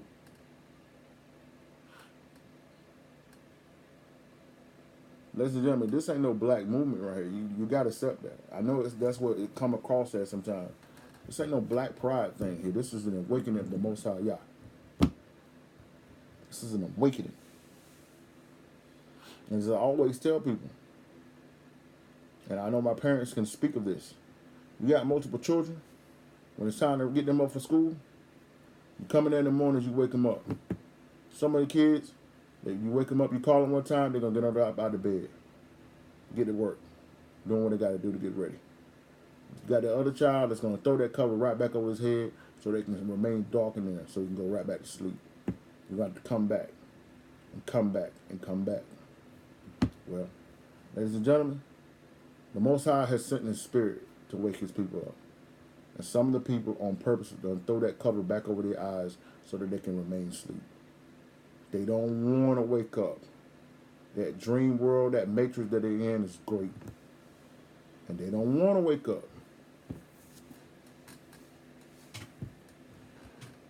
You understand? Watch this. First Maccabees, D. Let's start there at verse 41. I started to just break all of this stuff down, but it's a lot. So I just wanted to go through it straight because I got a couple more things I need to show you. We got to end on a good note here today. First Maccabees, let's start at verse 41. Moreover, King Antiochus wrote to his whole kingdom that all should be one people, and everyone should leave his laws, so all the heathen agreed according to the commandment of the king. So imagine what you're seeing now, right, with the so-called election process beginning again, right? So you're seeing, especially right now with all these Democratic candidates, everybody's talking about we need to come together. We need to be on one accord. We need to put our differences to the side, and we need to have one agenda, right? Right. It sounds real good, man, on the surface, you know what I'm saying? But unfortunately, our people continue to fall for those things. Like they've been falling from the Democratic Party since the 60s. You've been falling for it. You haven't seen nothing come from it but wickedness and evil. But yet, you're still holding on hope that it's going to work out. Another lesson for another time. Now, read that verse, that last part of what he said in verse 42. So all the heathen agreed according to the commandment of the king. So the Gentiles said, listen, okay, no problem. Because, see, ladies and gentlemen, Gentiles, as we stated before, was never serving the Most High God. They wasn't. So whatever God they were serving, hey, seems like it ain't popping with you right now, because if it was, we wouldn't be conquered. You know what I'm saying? I mean, so it's easy for them to just move on. But this is what I need you to see. Verse 43. Yea, many also the Israelites consented to his religion, and sacrificed unto idols, and profaned the Sabbath. Don't we see that right now? Ladies and gentlemen, whether you want to accept it or not, Christianity is not of the Most High. Islam is not of the Most High. Jehovah's Witnesses is not of the Most High. The Protestant Reformation is not of the Most High. Catholicism is not of the Most High. And many of our Christian brothers and sisters have did what? Read that again. Many also the Israelites consented to his religion. You consented to the Gentiles' religion. and you don't want to accept it. I mean, you would just, our people, because of these religions, will just make wild statements and use Christ for justification for it. Now, I said I wasn't going to go there, but I'm going to just drop this, right? I'm going to drop this, and I hope I don't offend the Most High with this. When everybody talking about what happened in the courtroom was a great act of Jesus, right? That's what he would have done, right? I want somebody to show me the verse that when Yeshua rose from the dead, he went to the palace and hugged Pilate, right? I want somebody to show me the verse when Mary went to the Romans and said, I hope we can be friends one day. Okay? I want you to show me that verse. I want to show me, who did Yeshua go to after he came back? Did he go to the Romans? Or did he go to his people, to his disciples? Did he go to the Pharisees and say, I hope we can be friends one day?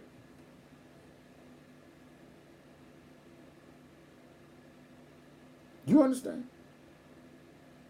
Did he go back to Judas and say, Judas, hey, I don't want you to be punished. I hope, I don't even want you to be punished for this.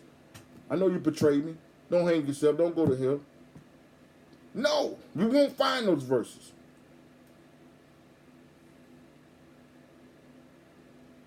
But when you're following the religion of your oppressors, you can shape it for any way you want to do it.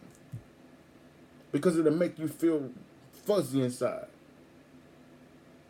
You understand? Read it again. Verse 43. Read it again. He says what? Yea, many also of the Israelites consented to his religion. Right. And sacrificed unto idols. So that's the reason why, ladies and gentlemen, I'm telling you right now, we're dealing with the pains of separation. Listen, you can tell your brothers and sisters in church all day, they're not going to stop it. They're going to be dressed up for Halloween in a few weeks, and it doesn't matter. Save yourself the time and the stress. Okay? They're not going to stop sacrificing unto idols. They're going to be down in the church calling it Hallelujah night on Halloween. They're going to do it. And what else? And profane the Sabbath. And you can show them every Bible verse in the book that talk about we must keep the Sabbath, that the Sabbath ain't changed, they ain't going to follow it. Because their master told them not to. Dealing with the pains of separation. It doesn't make a difference. They don't care. Watch this. Verse 44. For the king had sent letters by messengers unto Jerusalem and the cities of Judah, that they should follow the strange laws of the land. Right. And forbid burnt offerings and sacrifice and drink offerings in the temple, that they should profane the Sabbaths and festival days. Sounds familiar? Sounds familiar? That all of the holy days and the laws of the Most High, according to Christianity, is done away. It may be done away in the church, but it ain't done away in here. Who wrote those rules? All of the denominations and the new religions wrote by their oppressors. And that's why you have your own brothers and sisters. It's like it will tell you, we don't have to keep that. That's done away with. And you arguing back and forth with them on social media. You going back and forth with them, man. No, why?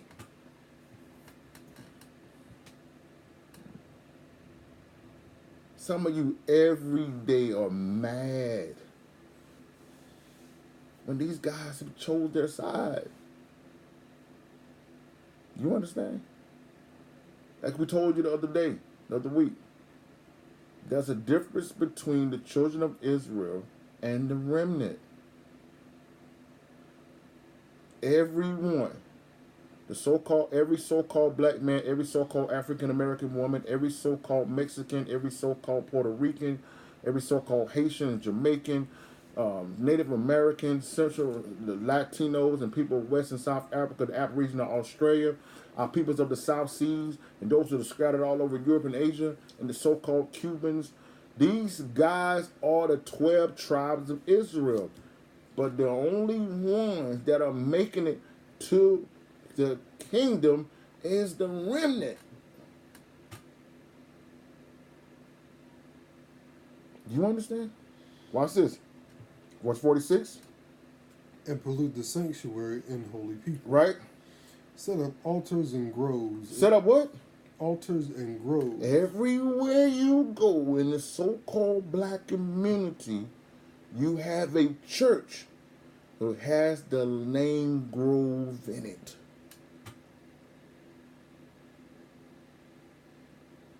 You understand? Go ahead.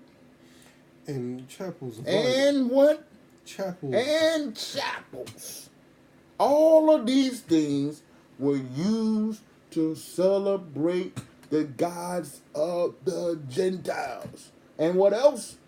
Idols and sacrifice swine's flesh. And do what? Sacrifice swine's flesh and unclean beasts. Every Sunday morning in a black or African American church, predominantly, you see swine on the table. Who told them to do that? They think that they came up with it when they didn't. This was before the birth of a Mashiach that the Gentiles told them to do it. When we came over here as slaves, we wasn't eating swine. Who gave it to them? The same Gentiles. But they would tell themselves, this is our tradition. This is our way of life. No, it isn't.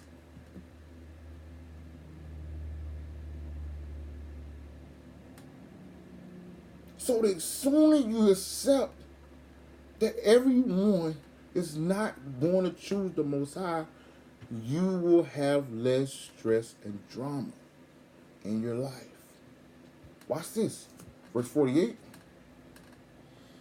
That they should also leave their children uncircumcised.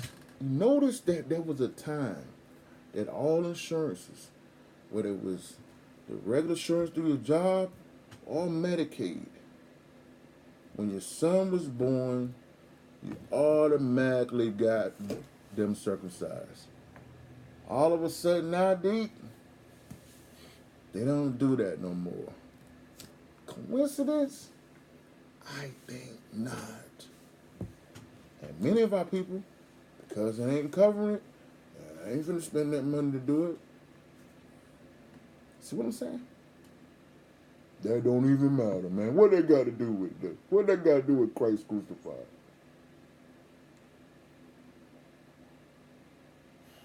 Watch this. Verse 40. Go ahead, the rest of that. And make their souls abominable with all manner of uncleanness and profanation. So, you think that all of these things that you see our people doing on the World Star Hip Hop, on all these reality shows, who is behind all of them? The same guys. Amalek.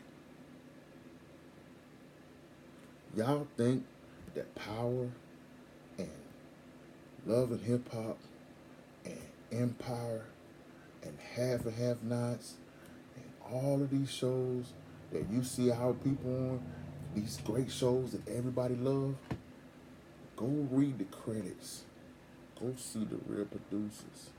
Go see who's funding it. It's the same guys. But there are some of our people who have chose to go along with the program. And the ones who are separating from these things of the world, you're spending all this time mad and arguing and fighting, with people who have settled and made their deal. You understand? Watch this. Verse 49. To the end they might forget the law. That was the whole purpose of it. What was the whole purpose of it? To the end they might forget the law. That's the reason, ladies and gentlemen, that our brothers and sisters in the Christian church, our brothers and sisters in the world, our brothers and sisters calling themselves conscious, that's the reason why all of these things was introduced. Was for they will do what? To the end that they might forget the law. That they will forget the law and change all the and ordinances. change all of the ordinances. They go from the Passover to Easter. They go from the first fruits unto to Christmas. They go on to the Feast of Dedication, on to Christmas. That was the purpose.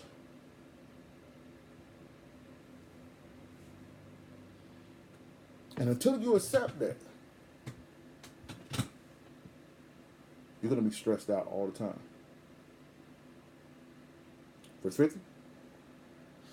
And whosoever would not do according to the commandment of the king, he said, he should die. And that's the reason why, ladies and gentlemen, these people are not going to walk away from this. You understand? Dealing with the pains of separation. Now, let's end off on the last two precepts that give you some ammunition on how to deal with these things. We understand what we're facing and what's causing us the pain. Now let's go into some resources that's going to help us. Let's go to Sirach 31. That's going to help us out now. We're going to end on a good note. I know it was good a little heavy in the middle there, but Sirach 37, Salakia.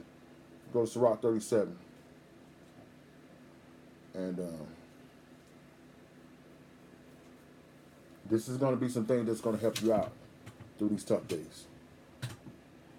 Sirach 37. And let's start there, verse 1. Every friend saith, I am his friend also, but there is a friend which is only a friend in name. You got to understand that, ladies and gentlemen. And the quicker you accept that, the easier life is going to be. You know, when things is popping and when things are going good, you know, my brother would always say, you know, people that show love and hating at the same time. And I used to laugh when they used to say that till I witnessed it with my own eyes, and then I actually started experiencing it. You know what I'm saying? When I got in the ministry, you know, showing love and hating at the same time. That's a real thing that goes on. Where they come and dap you and they come and check for you, but it's really about, you know what I'm saying, trying to see what's popping. You know, covert operations. You understand? You know. And so you got to understand, ladies and gentlemen, that everyone that's saying, and listen. I give all praise to the Most High for the people that we fellowship with through social media. We've been able to meet a lot of people. We've been able to fellowship with a lot of people. We travel to a lot of different cities and get the chance to know people, and that's all praise. But you got to understand, ladies and gentlemen, if you're not building with people, you're not continuously building, these people are not your friends. Just because they're liking your posts, that's because they're commenting on there and hitting your inboxes and stuff like that, texting your phone. You can't count on these people. You can't think that these people are going to count on you. Okay? And it's going to save you a whole lot of stress, man. Watch this. Verse 2. It is not a grief unto death. Is it not? Is it not a grief unto death when a companion and friend is turned to an enemy? Listen, it's crushing. It's crushing. When someone you put all of your trust in, this person told you, listen, I'm ride or die, I'm going to be here when no one else is, and they be turned to an enemy. Now, we know times in life where, you know, things end, and it's one thing when things end, but it's another thing to be turned to an enemy. I mean, just imagine, what would y'all do if next year this time, me and Deke is coming at each other in videos? That's a reality, though. That's what be happening. Better day, man, all day, better day. Next thing you know, they death to better day, man. Hope they have a terrible day, B. I want them to have a terrible day, you know. But it's crazy. But that's what's going down, right? Verse 3. O wicked imagination, whence cameth thou to cover the earth with deceit? Mm-hmm. There is a companion which rejoiceth in the prosperity of a friend, but in a time of trouble will be against it. You got to understand that. Listen, I'm telling you, there's going to be some people right now that as long as everything's going good in your life, they're going to be there for you. But as soon as things start, you start going through some rough times, or you start, dealing with a couple mountains, you're going to look around and people going to be gone. And if you know who you're dealing with, and you give the people, what's the word I'm looking for?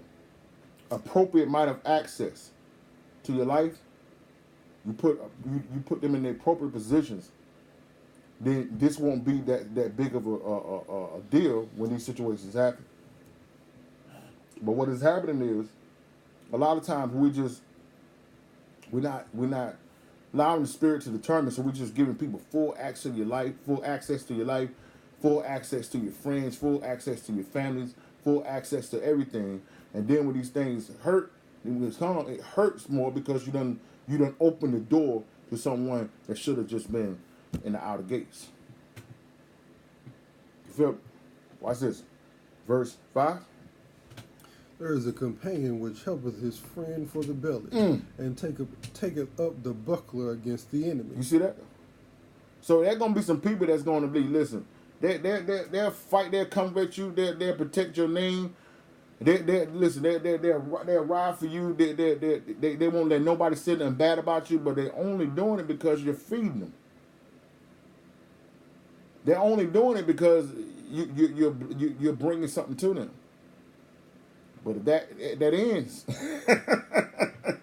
hey, they'll be the one now that's coming at you. Watch this, verse 6.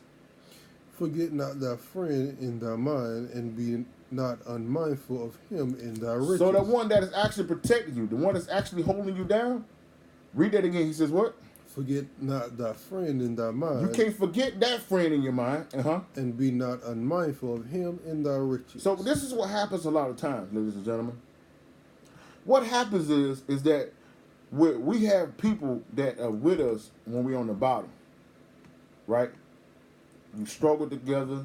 You put in for meals together. You put in for trips together. You put in on everything. You shared your war stories together. You show each other your scars. But then what happens? You come up, and someone else is the one that participated in the come up, and then now because this one person was there that assisted in your come up, you forget the person that was there when you didn't have anything. And then you make it all about that person. But what you don't understand is a lot of times is the people that helped you come up because it was a come up for them. It wasn't because they was down for you. It was down for what you brought to the table, down for what you brought to their life. So don't ever allow a promotion with the Most High to allow you to forget those who were with you when you had nothing, who loved you. And I'm especially talking to men right now, because we're doing this a lot to our women. When that woman that just was there and loved you when you had nothing, when you could buy nothing, when you couldn't take on no date, she was your friend, she did everything for you, she held you down, and now that you got money, you're like,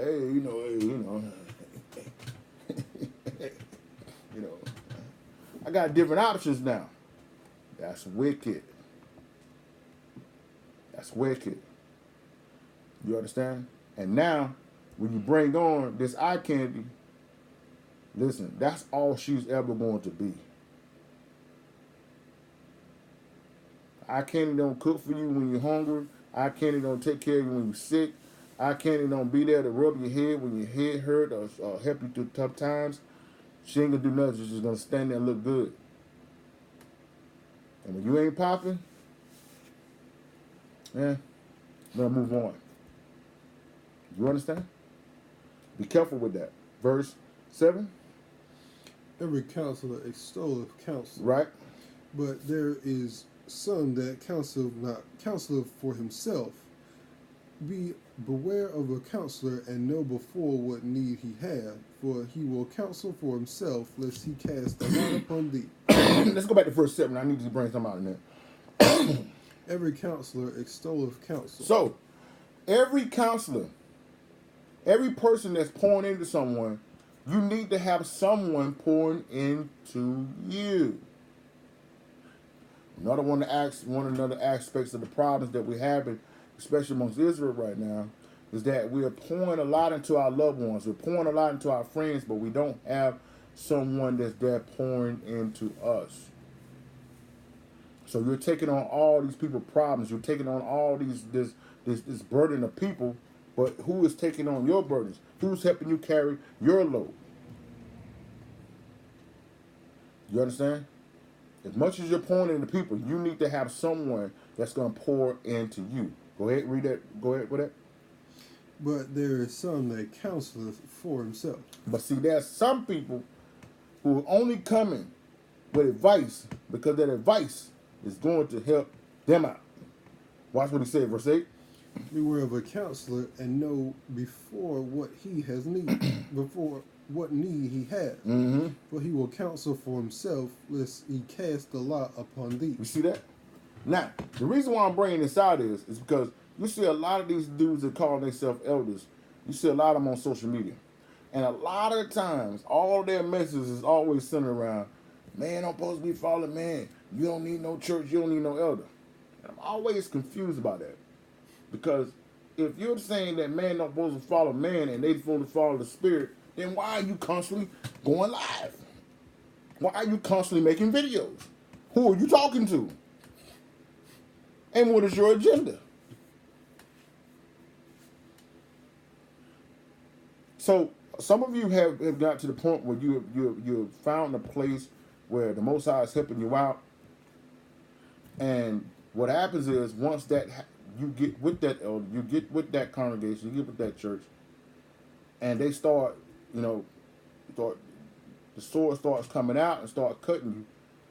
Then all of a sudden now you start retracting in yourself. And then you come across a video of a person telling you, hey man, you don't need nobody. You can do this yourself.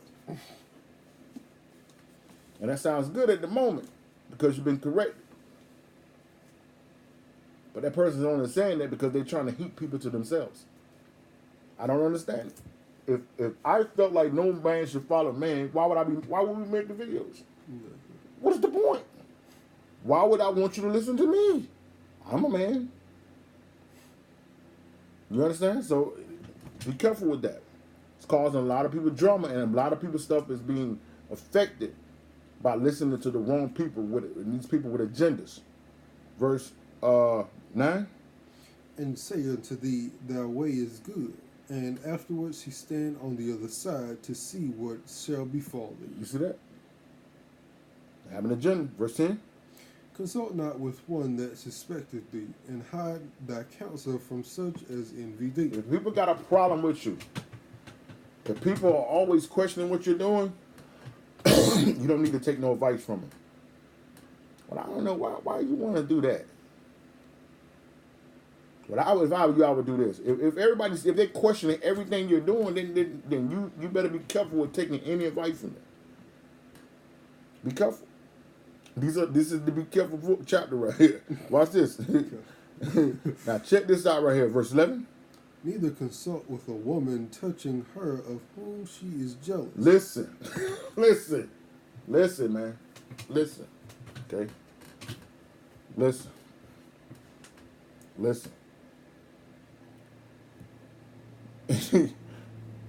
I'm talking to dudes right here with this, okay? Why in the world are you talking to women about your woman who wants to be your woman? Like, that is crazy. That doesn't make any sense. You know she wants to be in your woman's position. She's doing all of these things secretly for you.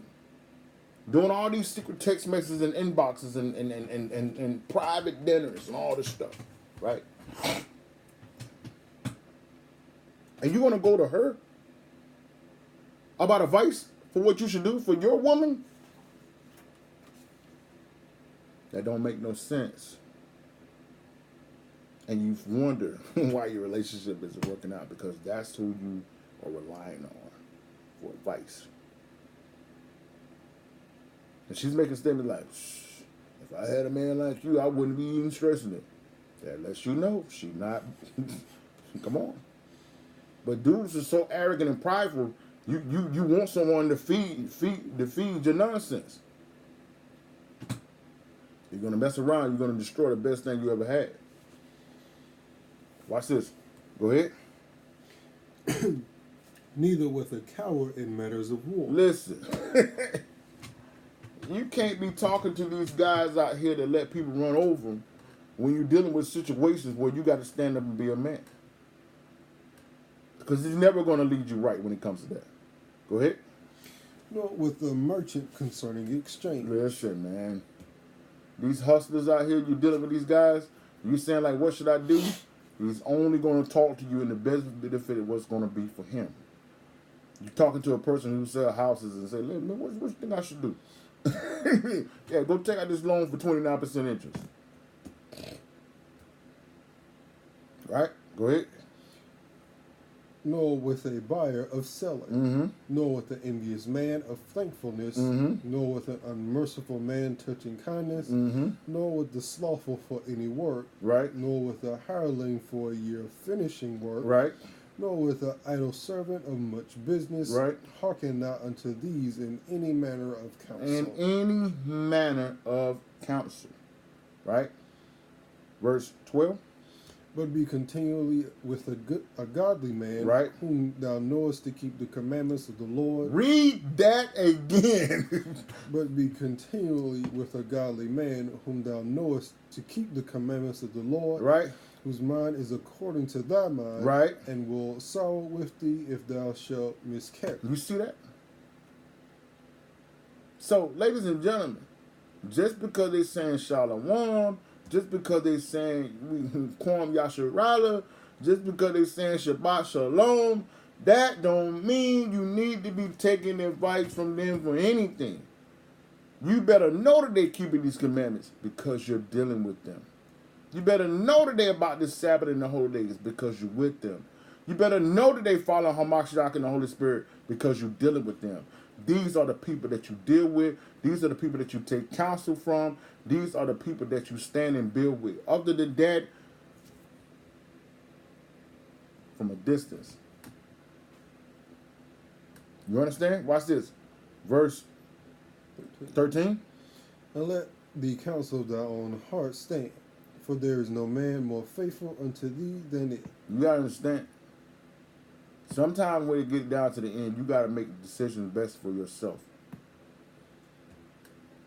You gotta trust in yourself. You gotta trust in your relationship with the Most High. And you're gonna say it here, verse 14. For a man's mind is sometimes wont to tell him more than 7 watchmen that sit above in a high tower. You don't need people all the time to warn you. You got your spirit. You got the Most High. You got His Holy Spirit. And a lot of times we just don't want to do things. We don't want to hear the things because we know that it's real what is being said. And we are fearful that what we have to do is something that we don't want to do. And we want someone to talk us out of that situation. You understand? So you got to be trusting that spirit that's inside of you telling you when it's time to move and when it's time to chill. Watch this, verse 15. And above all, this pray to the Most High, pray to the Most High, that He will direct thy way in truth. You see that? Above all of that, right?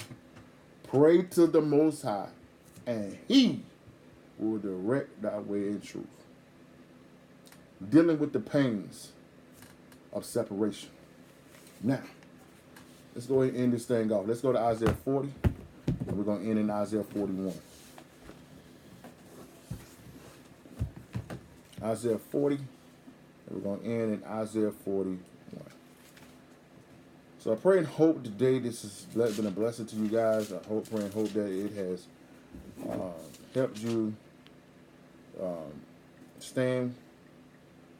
But you know we can't leave you without some prophecies and some precepts from the Most High that's going to assist you in going all the way.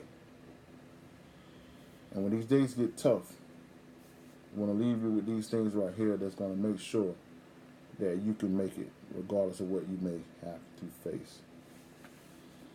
Let's go to Isaiah 40, and let's start there at verse 27. Why sayest thou, O Jacob, and speakest, O Israel, my way is hid from the Lord, and my judgments is passed over from my God? Why do you think, ladies and gentlemen, I know that when we was in the church and everything that happened, and you know, we never really was seeing the fruit of what we were doing. So we kind of told ourselves that, you know, I'm outside the Most High. But you have to understand now that you're walking in truth, that you're understanding who you are, you're keeping the law, statutes, and commandments, the Most High's eyes is on you continuously. He is there. He's constantly waiting on you to receive what he has. Look what he said here, verse 28.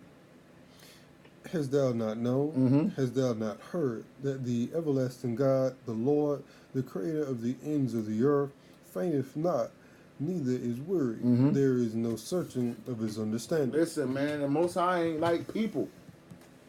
He don't need time off.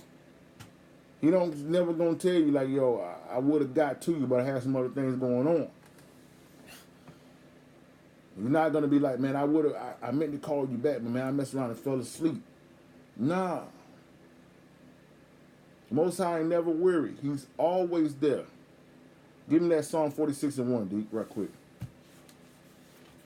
You gotta know this. So when you're going through situations, you should never, ever, ever, ever, ever, ever fret. Psalm 46:1. God is our refuge and strength, a very present help. A very what? A very present help in trouble. He's a very present help. That means he ain't coming to your rescue. He's there. You understand? And also give him Hebrews 4:16. Watch this. So I know life gets hard sometimes and you feel like you're alone.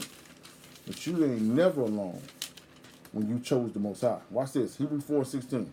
Let us therefore come boldly into the throne of grace, that we may obtain mercy and find grace to help in time of need. You don't never need to go to the Most High timid. You don't never need to go up to saying this Christian rhetoric, if it be thy will. You are the son and daughter of the Most High God. You know it's his will to be there for you. You understand? Back to Isaiah 40. Back to Isaiah 40. Now watch this, verse 29. He giveth power to the faint. He give what? He giveth power to the faint. And to them that have no might be increase of strength. You see that? This is your God right here. This is the God of Abraham, Isaac, and Jacob. He's for you. You don't ever have to worry about dealing this thing alone anymore. Read it again. He says what? He giveth power to the faint. And to them that have no might he increases strength. Even the youth shall faint and be wearied, and the young men shall utterly fall. Right. But they that wait upon the Lord shall renew their strength. Right. They shall mount up with wings as eagles. They shall run and not be weary. They shall walk and not be faint. You see that? He's with you. He's with you. You can always trust and believe in that. Let's go further. Let's go to 41, and let's start there at verse 8. Watch what he says here. But thou, Israel, art my servant, Jacob, whom I have chosen, the seed of Abraham, my friend. My friend! Do you realize that the Most High God, a higher, just called you his friend?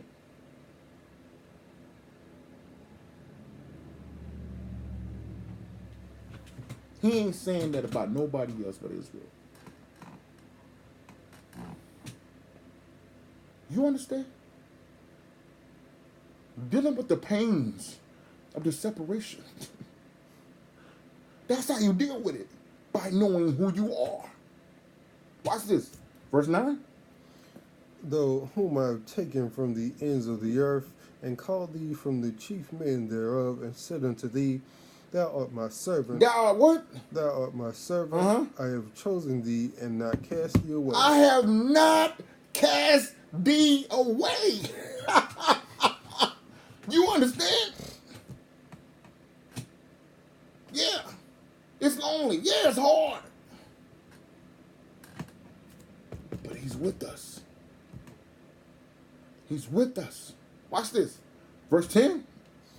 Fear thou not, for I am with thee. Mhm. Be not dismayed. Be not dismayed. For I am thy God. I am who? I am thy God. Right? I will strengthen thee. Yea, I will help thee. Yea, I will uphold thee with the right hand of my I righteousness. will uphold thee with the right hand of my righteousness. Dealing with the pains of separation. He's got you. Watch this. Verse 11. Behold, all they that were incensed against thee shall be ashamed and confounded. They shall be as nothing. They that strive with thee shall perish. Stop worrying about what America's doing. Their day is coming. Okay? You just need to make sure that you are in line with the Most High. Stop arguing with people. Stop debating. Stop trying to attack the folks. Just know that everyone's against you is against the Most High. Do you understand? Watch this. Verse 12. Thou shalt seek them and shalt not find them. Even them that contended with thee, they that war against thee shall be as nothing. Shall be what? Be as nothing. And as a thing of naught. Hey, listen, man. That's the approach you need to take to life every day. Right now, yeah, we currently in captivity. Yeah, we got to deal with some things. We got to go through the ends of Jacob's trouble. But you must understand that in the midst of Jacob's trouble, he says, those I shall. Matter of fact, let me get that, Deep. Watch it. Matter of fact, let me get that. So I can let them see that too. Just quickly, we almost done. Get that right there. He says, let me get that Jeremiah 30. And let me get that 10. Let me get verse 10 there. Look what he said. Therefore, fear thou not, O my servant Jacob, Right. saith the Lord, neither be dismayed. O Israel, for lo, I will save thee from afar, Right. and thy seed from the land of their captivity. Right. And Jacob shall return, and shall be in rest, and be quiet, and none shall make him afraid. You see that? So he know where you are. He know what we're going through. You just need to keep your hand in his hands, and you will be saved in the captivity. You understand? Watch this. Verse 13. For I, the Lord God, will hold thy right hand, saying unto thee, Fear not, I will help thee. Fear not, I will help thee. Go ahead. Fear not, thou worm, Jacob, and ye men of Israel. Right. I will help thee, saith the Lord, and thy Redeemer, the Holy One of Israel. Behold, I will make thee a new sharp threshing instrument, having teeth. Thou shalt thresh the mountains and beat them small.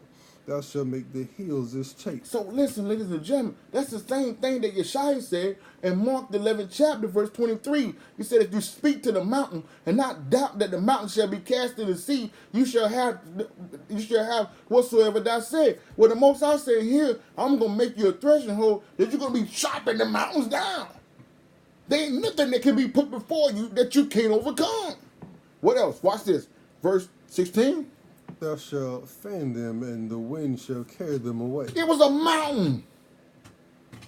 And now all you got to do is fan it, and the wind going to carry it away. Do you know who's fighting for you? Dealing with the pains of separation. Watch this. And the whirlwind shall scatter them, and thou shalt rejoice in the Lord, and shalt glory in the Holy One of Israel. Now look at this right here, though, Steve. Look at what verse 17 say. When the poor and the needy seek water, there is none. Then the poor and the needy, you seek water, but there is none, right? Watch what he say. And their tongue faileth for thirst. Watch this. I, the Lord, will hear them. I, the God of Israel, will not forsake them. What are you going to do? I will open rivers in high places and fountains in the midst of the valley. I will make the wilderness a pool of water and the dry land springs of water. You understand? Do you understand? We ain't got to worry about nothing. We just got to fully come back to our God. That's all we got to do. He said, yeah, you're in a place there ain't no water and you're thirsty. Don't worry. Do you think the Most High need the Flint people to go in and put new pipes? No, all he need the people to do is say, I'm done with Christianity. I'm done with Islam. I'm done with the streets. I'm done with the gangs. I'm done with prostitution. I'm coming back to the Most High. And the Most High drops something in that water and it'll be clean just like that. That's all we got to do.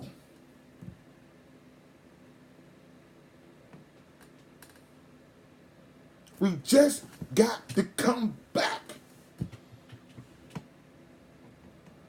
Fully. 100%. Completely.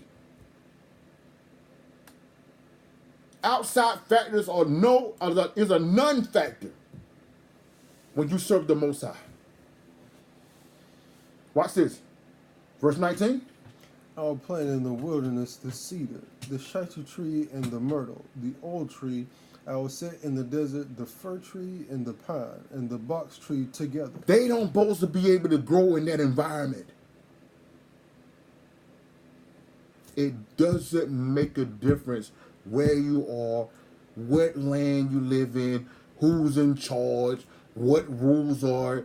The Most High override all of that. You understand? Verse 20. That they may see and know and consider and understand together that the hand of the Lord has done this. And he said, I'm doing it all. So that the people around will see that the Most High has done this. And what else? And the Holy One of Israel has created it. You see that? Dealing with the pains of separation.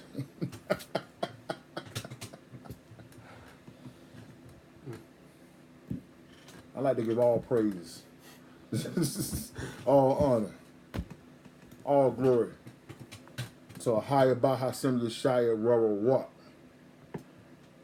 And for those who are not familiar with the Hebrew, that is all praise unto the Most High, in the name of Christ, as well as the Holy Spirit, for everything that has took place on here on this Sabbath today. I pray and hope, ladies and gentlemen, that you receive what thus says the Most High. I pray and hope that this comforts you. I pray and hope that it has empowered you, that it has inspired you to continue to stand in the midst of everything that we have going on against us. I'm not going to sit up here and say that it's going to be easy. I'm not going to sit up here and say that we're going to just get through it. But what I can say is that if we will trust the Most High, there's nothing, and no one, no government, no laws, no attacks, no oppression, no anything that we can't overcome. That I know for a fact. So I just pray and hope, ladies and gentlemen, that you allow the Most High to just settle this into your spirit. I pray and hope that you don't allow what you see with your eyes to get you off track, that you will continue to look past what you see and look into the hills which come as your help. Now tomorrow, quickly, because it's an announcement. On the first Sunday every first Sunday of the month we do what we call Soulful Sundays, when we do a lesson strictly for our Christian brothers and sisters. And tomorrow's lesson, we're going to do it a little bit different. We're going to start out with some interviews. We hope to interview about 2 or 3 people where the name of the lesson is entitled, Deep Down You Know Something Ain't Right. And what we're going to be talking about is this. We're going to be talking about the fact that before the truth came of who we are, that we wasn't black, that we're not African Americans, that we're from the tribe of Judah, from the nation of Israel. For those of us that was in the Christian church, there was always something inside of us that was telling us that something wasn't right about what we were doing. Something wasn't right about our denomination. Something wasn't right about our religion. Something wasn't right about the way we were living. Whatever the case may be. So we're gonna go. I want to do a couple of interviews where we're gonna just ask some simple, basic questions where we can kind of dig in there. And the whole purpose of it is to give voice to the voices that are in some of our Christian brothers and sisters' head right now, when they don't think that they may think that they're the only ones going through this. And so, a lot of times when we bring this truth to them, they immediately want to reject it. They immediately want to be offended or be defensive. But my hopes tomorrow is that when we present this in the manner that we do, that we can show them that you're not alone in this way of thinking. That the Most High is still seeking and desiring you to come home. But that voice inside of your head is telling you something ain't right. It's not the voice of the enemy. It's not the voice of you giving up. It's the voice of the Spirit and the Most High telling you it's time to walk away from this madness. And so be on the lookout for that tomorrow. We know we normally do it around 11:30. But if time works out, if things work out tomorrow, we may do it tomorrow afternoon, because we hope that we can do this during a time frame where a lot of our Christian during a time frame when a lot of our Christian brothers and sisters are not in church, where they can actually watch this thing live. We're not going to be on for a long time. So we pray and hope that you share this message with your friends, with those in the truth, and that you will invite your Christian brothers on tomorrow when you join us, for those who see this in the days to come. Invite them on to see the lesson tomorrow. And hopefully that we can touch the hearts of our brothers and sisters in the church, and we can continue to build and seek the Most High. So as we always say, we want you to know that we love you. We want you to know that we're praying for you. We know that we're here for you. And as we always say, continue to be steadfast, continue to be unmovable, always abounding to the work of the Most High. As we always say, we love you, we're praying for you. Barakatah, Kwam Yasharala, Shalom.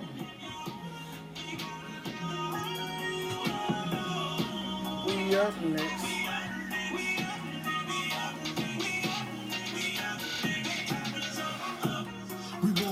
Every brother from one another representing the four tribes. Thunderbolts and folks come alive. Fist up, the revolution is televised. Up and through, caution the wind, asking the cause and the fit. Born for the sickness, past the elixir. Read the scripture with understanding the after value redemption. We the dungeon from the lead me outcast. Got outcast to a dungeon in a strange land. Secret swordsmen revealed in the badlands. Afro samurai, we the chosen.